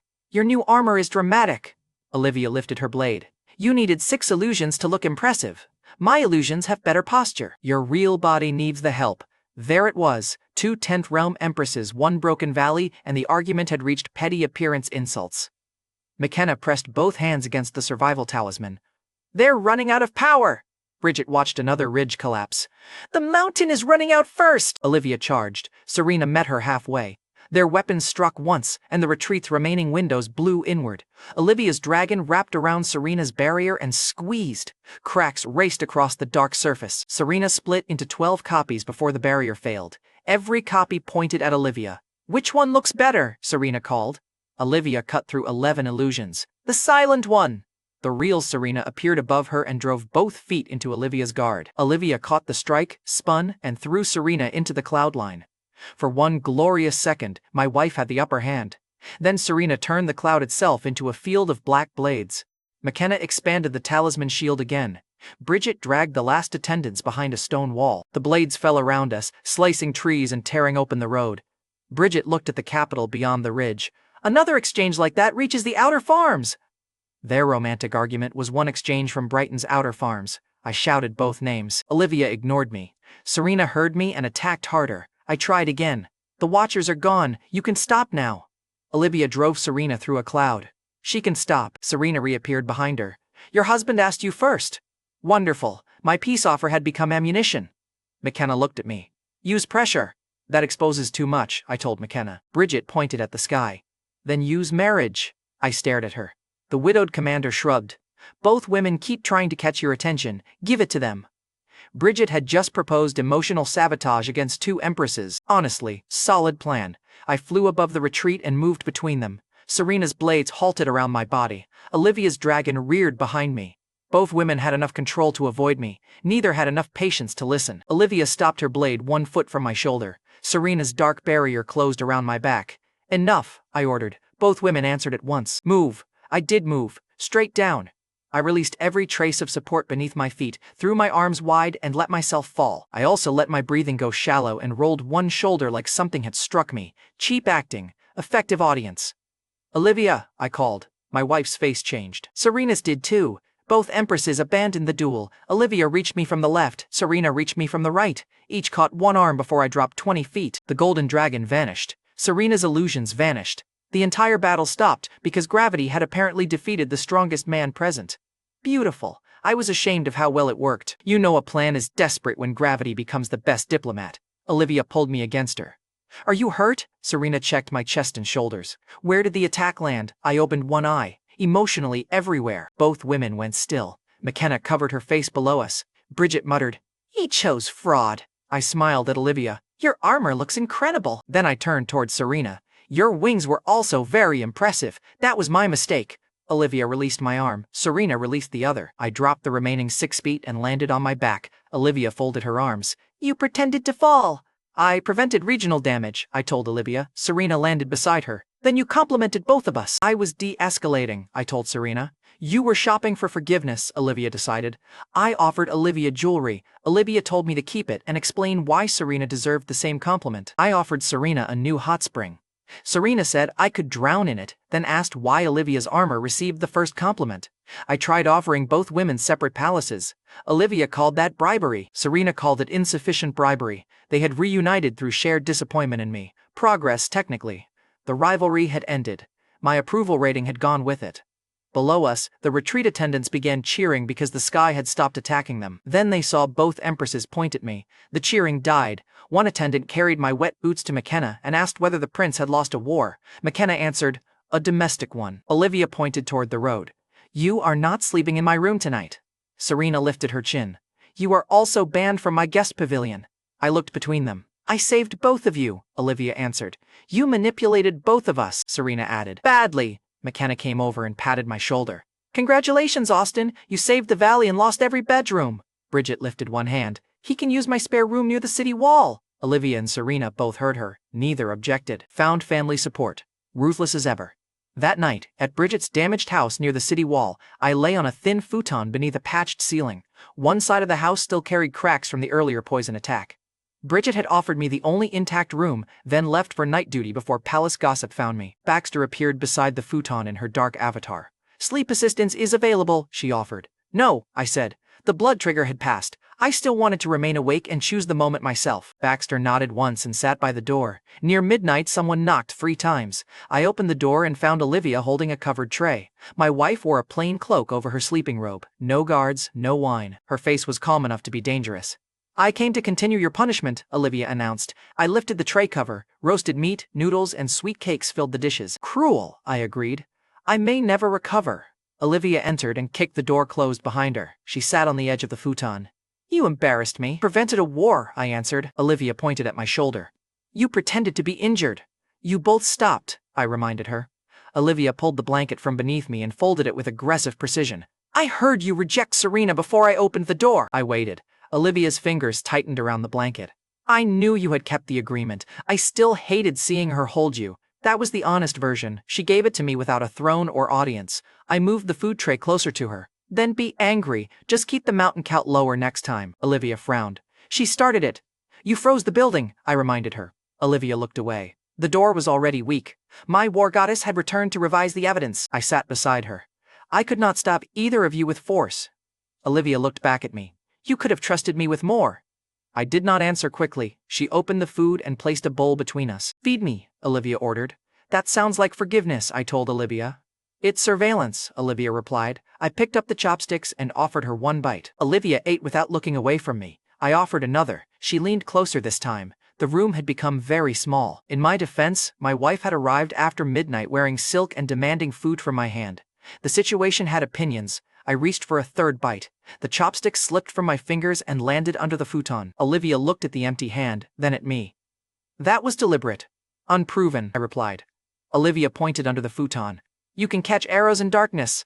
"Chopsticks are unpredictable," I told her. Olivia's mouth curved. "I lifted one piece of food. May I feed you another way?" She understood immediately. Olivia held my gaze. "One bite. I decide when it ends." I nodded. She accepted the food from my mouth. The contact lasted one breath, exactly as agreed. Olivia pulled back first, cheeks warm, victory obvious. I reached for another piece. Olivia caught my wrist. "One bite. You set the rule," I reminded her. Olivia nodded. I remember. She took the next piece with the recovered chopsticks and fed me instead. Punishment complete, she said. Then the door opened. Serena stood outside carrying 6 wine pots. The rich beggar looked from Olivia's face to the food between us. You banished him, Serena accused. Olivia covered the tray. I came to supervise his punishment. Serena pointed at the tray. With noodles? Olivia answered. He fears hunger. Serena entered and set the wine down. Then I will supervise too. I looked at the 6 pots. That appears less responsible. Serena sat across from Olivia. We need a contest that does not destroy geography. Olivia glanced at the patched wall. Agreed. Serena pushed a cup toward her. Wine. My wife accepted. That was how 2 empresses replaced aerial combat with competitive drinking in Bridget's spare room. The rule was simple. They challenged each other's claim. Whoever failed to answer, drank. I poured because both women decided the disputed husband should provide service. Serena began. I paid for 3 private afternoons, Olivia answered. I share his palace, title, and bed. Serena drank. Olivia followed. He gave me his first kiss. Serena smiled. He gave me permission for mine. Olivia drank. Serena leaned toward me. Who looked better at the hot spring? I filled both cups. Excellent question. Drink together. They made me drink instead. Terrible court system. The cups kept moving. Serena cooled her wine into a perfect crystal cup and called it refined control. Olivia heated the cup until the wine steamed and called Serena delicate. Serena froze my cup. Olivia warmed it without looking. Even my drink had chosen a side. Serena drank without blinking, then froze Olivia's next cup to the table. Olivia cut the table around it and lifted the whole piece. Bridget's furniture was losing another war. I replaced the table with an overturned storage chest before either woman noticed. Olivia boasted that I had chosen Brighton as family. Serena answered that I accepted her money because I respected her cause. Serena claimed I smiled during our kiss. Olivia claimed I forgot how to speak when she entered in armor. Both claims were unfortunately supported. I poured myself a cup before they compared more evidence. The witness invokes silence. Both women rejected my legal strategy. Olivia asked who I trusted with Brighton. I named her. Serena asked who I trusted with Westmere's restoration money. I named her. They stared at each other, each pleased and offended by the split verdict. Whenever one woman lost a point, she demanded another cup and changed the rules. Soon, the 6 pots became 8 because Serena pulled 2 more from storage. The verbal fight stayed sharp, but the anger thinned. Near dawn, under the tree outside Bridget's house, Olivia stopped mid-boast. She stared into her cup. My parents vanished, Olivia said. My brothers died before I took the throne. Every room in the palace still carries someone who is gone. Serena lowered her wine. Olivia continued. I built Brighton because ruling was the only thing left that needed me. No one joked. Serena sat beside her. My parents killed each other, Serena said. My siblings are gone. Westmere fell, and everyone who survived expects me to rebuild it. Her voice stayed steady until the last word. Then it failed. Olivia reached for her. Serena held on. The women who had tried to cut each other from the sky cried beneath the same tree. Olivia tightened her hold. Serena stopped pulling away. I carried them inside without interrupting. Olivia held Serena's sleeve. Serena kept one hand closed around Olivia's wrist. I placed them on the bed, covered them, and removed every wine pot from reach. Baxter helped clean the room while saying nothing. The next morning, sunlight reached the bed before either empress woke. Olivia and Serena were tangled in the same blanket. They opened their eyes at the same time, turned, and accidentally kissed. Both women froze. Then they separated so fast the bed frame cracked. You kissed me, Olivia snapped. Serena wiped her mouth. You attacked while I was unconscious. You were on my side. You stole the blanket. The grief bond survived exactly 8 seconds before pride restarted the war. I retreated to the kitchen and made instant noodles. At breakfast, Olivia and Serena competed over my bowl. Serena reached for the seat beside me. Olivia moved it to her own side before Serena touched it. Serena dragged a second chair against my other shoulder. I ate between 2 empresses who had reached a temporary peace and immediately weaponized seating. You know peace is fragile when chairs become ammunition. Olivia added meat and called it proper palace food. Serena added a rare herb and called Olivia's meat peasant seasoning. I ate both before they could weaponize breakfast. Then Olivia looked at Serena across the table. You will move into the palace, Olivia decided. Serena blinked. You are inviting me? You are alone here, Olivia replied. Also, I refuse to let you schedule secret meetings with my husband. Serena smiled. Compassion with surveillance, very royal. Olivia looked at the empty guest seat across the table. You said Westmere left you alone. I have rooms. Use one. Serena's smile softened. Then Olivia added, far from Austin's room. Serena's softness became a smirk. There she is. Olivia pointed her chopsticks. Accept before I improve the offer. Serena pulled the chair closer. I accept. The second empress had joined my household. I looked toward Baxter. Did you record any of this? Baxter answered. Recording began before the hot spring door opened. Traitorous assistant, excellent archive. Serena's smile faded as breakfast ended. She looked at Olivia and tapped one finger against the table. Now that I am living in your palace, Serena said, you need to see what Crownspire built around your family. Later that morning, inside Olivia's palace dining room, Serena returned from the guest wing with a piece of pale jade. She placed it between Olivia and me and stopped smiling. This is innate jade, Serena explained. Westmere preserved it because it records bloodline history that ordinary archives cannot hold. The jade reacted when Olivia touched it. Light spread across the table and built a small image of Brighton in the air. Serena sat beside my wife. Some worlds lose too much heavenly law. Those broken worlds become desolate domains. The projected sky above Brighton cracked into dark lines. Serena pointed at the breaks. When enough law disappears, the strongest faction can define borders, records, and inheritance inside the gap. The image showed old maps fading beneath newer copies. Every copy placed Brighton in a different century. Only the current one matched the palace around us. Olivia touched her coronation seal inside the projection. The seal broke into blank light. Her memory was real. The official history around it had been arranged. A powerful faction can rewrite records inside one, Serena continued. Crownspire, the faction whose seer watched your growth, did that here. The palace image changed. A line of rulers appeared above it. Half had no graves, and several had childhood records that contradicted their portraits. Buildings and names swapped across the royal archive. Olivia stared at the shifting capital. You are saying Brighton's history was edited? Manufactured, Serena answered. The throne, the royal line, and the official past were built around one project. My wife had ruled Brighton through war, poison, and court rebellion. Now a piece of jade called her empire, a stage set. Olivia kept her hand on the table. Show me the project! The jade obeyed her blood. The capital vanished. A dragon crystal appeared inside the light. It cracked open and revealed a baby. Serena pointed at the child. That baby became your father. Olivia's chair scraped backward. Serena continued one fact at a time. Crownspire found the crystal. A demon faction and an Eastern empire joined the project. The three groups raised the child inside a life they controlled. They gave him a throne, selected his allies, and built a false royal history around his blood. They wanted his bloodline to mature inside a controlled family. 2 royal heirs died inside that plan. The jade showed empty cradles, then erased them. Olivia's fingers closed around the table edge. The projection shifted again. The dragon child became a grown man. A crown appeared over his head. Then unseen hands moved his wife, children, ministers, and enemies around him. Olivia watched her father's life turn into a controlled diagram. A small point of light appeared inside an image of Olivia's body. Serena's voice stayed steady. An innate embryo has awakened inside you. Olivia looked at the light. Serena explained the rule plainly. The embryo would pull Brighton's accumulated destiny into itself. Every city, army, field, and living person would feed it. When the process finished, the empire would die. Olivia might die with it. The projection demonstrated the cost. Light rose from farms, houses, and soldiers across the tiny map. Every strand entered the embryo. One city dimmed, then another. Olivia pulled her hand from the jade. The strands kept moving toward her image. No one spoke. The jade kept turning above the table. I took Olivia's hand. Her skin was cold.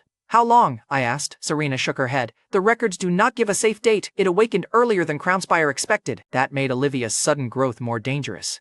Power was rising because something inside her had started feeding.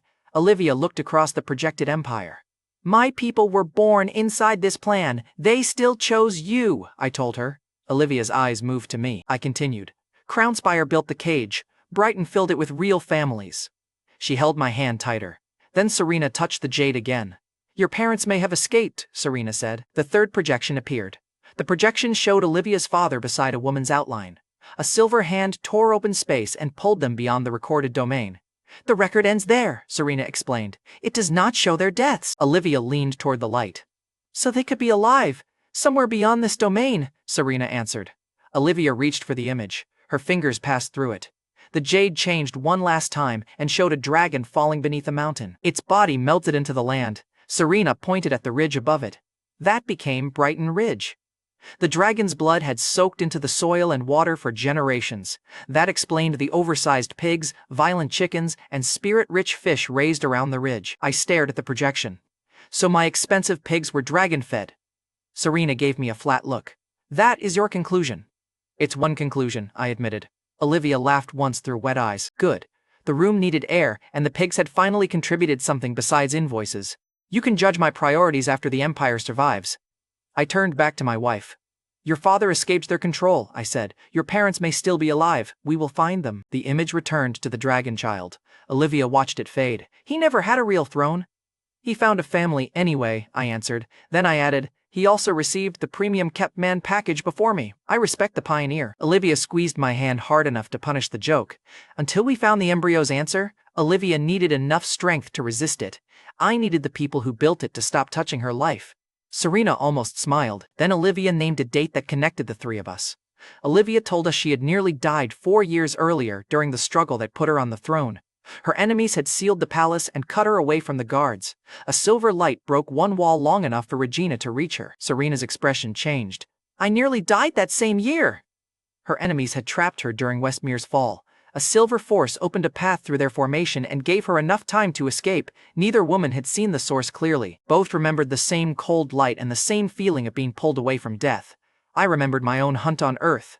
4 years earlier, before the final guild chase, a silver-haired woman had appeared during an ambush. She cut open a path through people who had trained beside me and disappeared before I could follow. I never saw her name, I said. Her eyes looked like Olivia's. Olivia leaned closer. I studied Serena. Her eyebrows looked like Serena's. Both women stared at me. Olivia narrowed her eyes. You remember her face very clearly. Serena folded her arms. Especially the attractive parts. I was describing evidence, I protested. Olivia replied, you began with her hair. She had silver hair, I reminded her. Serena smiled. He is defending the mystery woman now. A possible link across worlds had become another flirting charge. My household was operational. Baxter made her dark avatar visible beside the table. I can explain Empress Olivia's growth, Baxter said. A set of readings formed above her palm. Baxter called the rule soul affinity. Trust, repeated protection, and sustained proximity. Let a body accept more energy. It granted no control and forced no emotion. Olivia's reading burned highest. Serena's formed below it, still enormous. Our repeated choices under pressure had accelerated Olivia's growth and started affecting Serena too. Baxter showed one extra line. Protection moved the score faster than simple proximity. That explained why every crisis had fed Olivia's growth. Then Harrison's stored reading appeared at 90%. Serena tapped her own reading. Mine will rise. Olivia moved the display farther from her, from another wing of the palace. I stared at it. My chef trusts me more than either empress? Olivia looked offended. Serena looked personally challenged by a middle-aged cook. Baxter clarified. Minister Harrison's score comes from family loyalty, repeated protection, shared resources, and food. I nodded at the reading. Food-based attachment is the strongest framework here. That joke ended when Baxter pointed back to the embryo. Affinity explains the growth, Baxter said. It does not remove the threat. The project began roughly a century ago. Reaching its original architects may require travel through time or another domain. Olivia looked at the projected child again. Serena closed her hand around the innate jade. The current Crownspire branch still guards the records and the harvest plan. That gave me someone reachable. Does everyone in the current branch know? I asked Serena. No, Serena answered. Some inherited the institution. The inner elders guard the project. I would give the branch a chance to separate ignorance from choice. I stood. Olivia caught my sleeve. Austin? I am not leaving yet, I told her. That was true for the next several hours. By sunset, Olivia had forced the jade through every image twice. The embryo kept glowing. Her parents' trail ended beyond the domain. The silver-haired woman stayed nameless. Olivia set the jade down. Serena opened the wine. I stayed until both women fell asleep beside the jade, one on the couch and one across the bed. Olivia's hand still rested over the image of her parents. Serena had fallen asleep holding the map to Crownspire.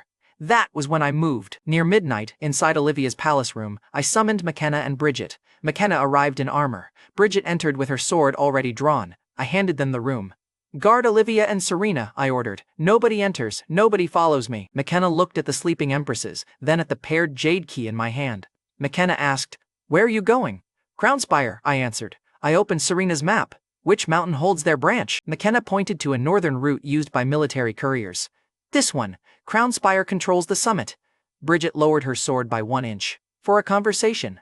I'm offering them 2 chances to correct their crimes, I told Bridget. McKenna stared at me. You buried kidnappers under a mountain. They had chances, I told McKenna. Bridget counted on her fingers. Crimson Tower went under a lake. The Poison Elder lost 3 mountains. Black Hollow Hall went through portals. Different circumstances, I told Bridget. McKenna looked at Bridget. Crownspire is cooked. I pointed at her. This is why you are staying here. McKenna lifted her chin. Because I'm correct? Because you enjoy destruction too much, I answered. Bridget nodded. Completely. Their confidence in my mercy was insulting and evidence-based. I took Serena's map, Olivia's jade key, and left before either woman could volunteer. Before dawn, at the foot of Crownspire's mountain branch, I heard voices through the stone. My hearing reached the summit before I did. An unnamed elder stood inside the upper hall. A guard reported that Olivia's pretty-faced husband had arrived alone carrying her jade. The elder laughed. Another man warned that Olivia's jade should have remained inside the royal vault. The elder dismissed him. The pretty-faced husband probably stole it to look important. Make him climb, the elder ordered. If he wants answers, he can crawl to them. Then the elder spoke to the people around him. The Dragon Project has matured for a century, he said. Every law and royal succession pushed the bloodline where we needed it. The embryo woke early, but the harvest can still succeed. Another voice asked what would happen to Olivia. The elder answered without hesitation. Refine the host and embryo into an elixir. My daughter will take it and bear the pure bloodline herself. Several elders voiced agreement. Nobody objected. The elder had heard the cost and approved the harvest anyway. I stood below the first stair and decided on 2 chances. 1 chance to recognize the crime, 1 chance to correct it. A gatekeeper opened the mountain path and looked down at my royal clothes. Crownspire forbids flight, he announced. Climb for 1 hour if you want the elder's attention. Could have reached the summit before his next breath. Instead, I suppressed my power and walked. Every stair counted. Every minute counted. The gatekeeper followed far enough to enjoy the humiliation. He called me Olivia's decorative husband and asked whether my legs were tired. Halfway up, he offered to carry the jade if I admitted the Empress had sent me to beg. My wife sent me nowhere, I told him. He laughed harder. I kept climbing. Look, I was trying to be fair. The performance deserved an award. 1 hour later, I reached the summit. The elder waited in the main hall with his followers arranged behind him. He looked at the jade key, then at me. His followers did the same calculation Crownspire had trusted for a century. Olivia's husband had no visible cultivation. He had climbed instead of flying. He had arrived without soldiers. Several elders relaxed. One laughed before the leader even spoke. They had called me the useless husband again. Perfect. They had built a nation around a dragon bloodline and still misread the harmless husband standing in their hall. So the useless prince finally arrived, the elder said. Did your empress send you to beg for her history? I stopped before his seat. You already wasted your first chance, I told him. The elder's smile thinned. For making you climb? For making your answer before hearing the question. He looked at the followers behind him. Several smiled on command. For believing humiliation changes truth, I added. He leaned back. You know nothing about truth. I placed Olivia's jade key on the stone floor. The sound was small. Every smile behind the elder disappeared anyway. I nudged the key toward his seat. Olivia trusted me with the family you fabricated. Crownspire found a dragon child and built Brighton around him. The elder stopped moving. You rewrote the royal records. You used a demon faction and an Eastern Empire to control his life. Nobody behind him spoke. You killed 2 royal heirs inside the project. You planted an innate embryo in Olivia and expected it to consume Brighton's destiny. The elder's fingers tightened on his chair. I took 1 step closer. You also plan to refine my wife into an elixir so your daughter can steal the bloodline. His confidence disappeared. The plan had survived a century because every victim knew only one piece. Olivia's useless husband had walked in carrying all of them. You have 1 chance left, I told him. The elder froze.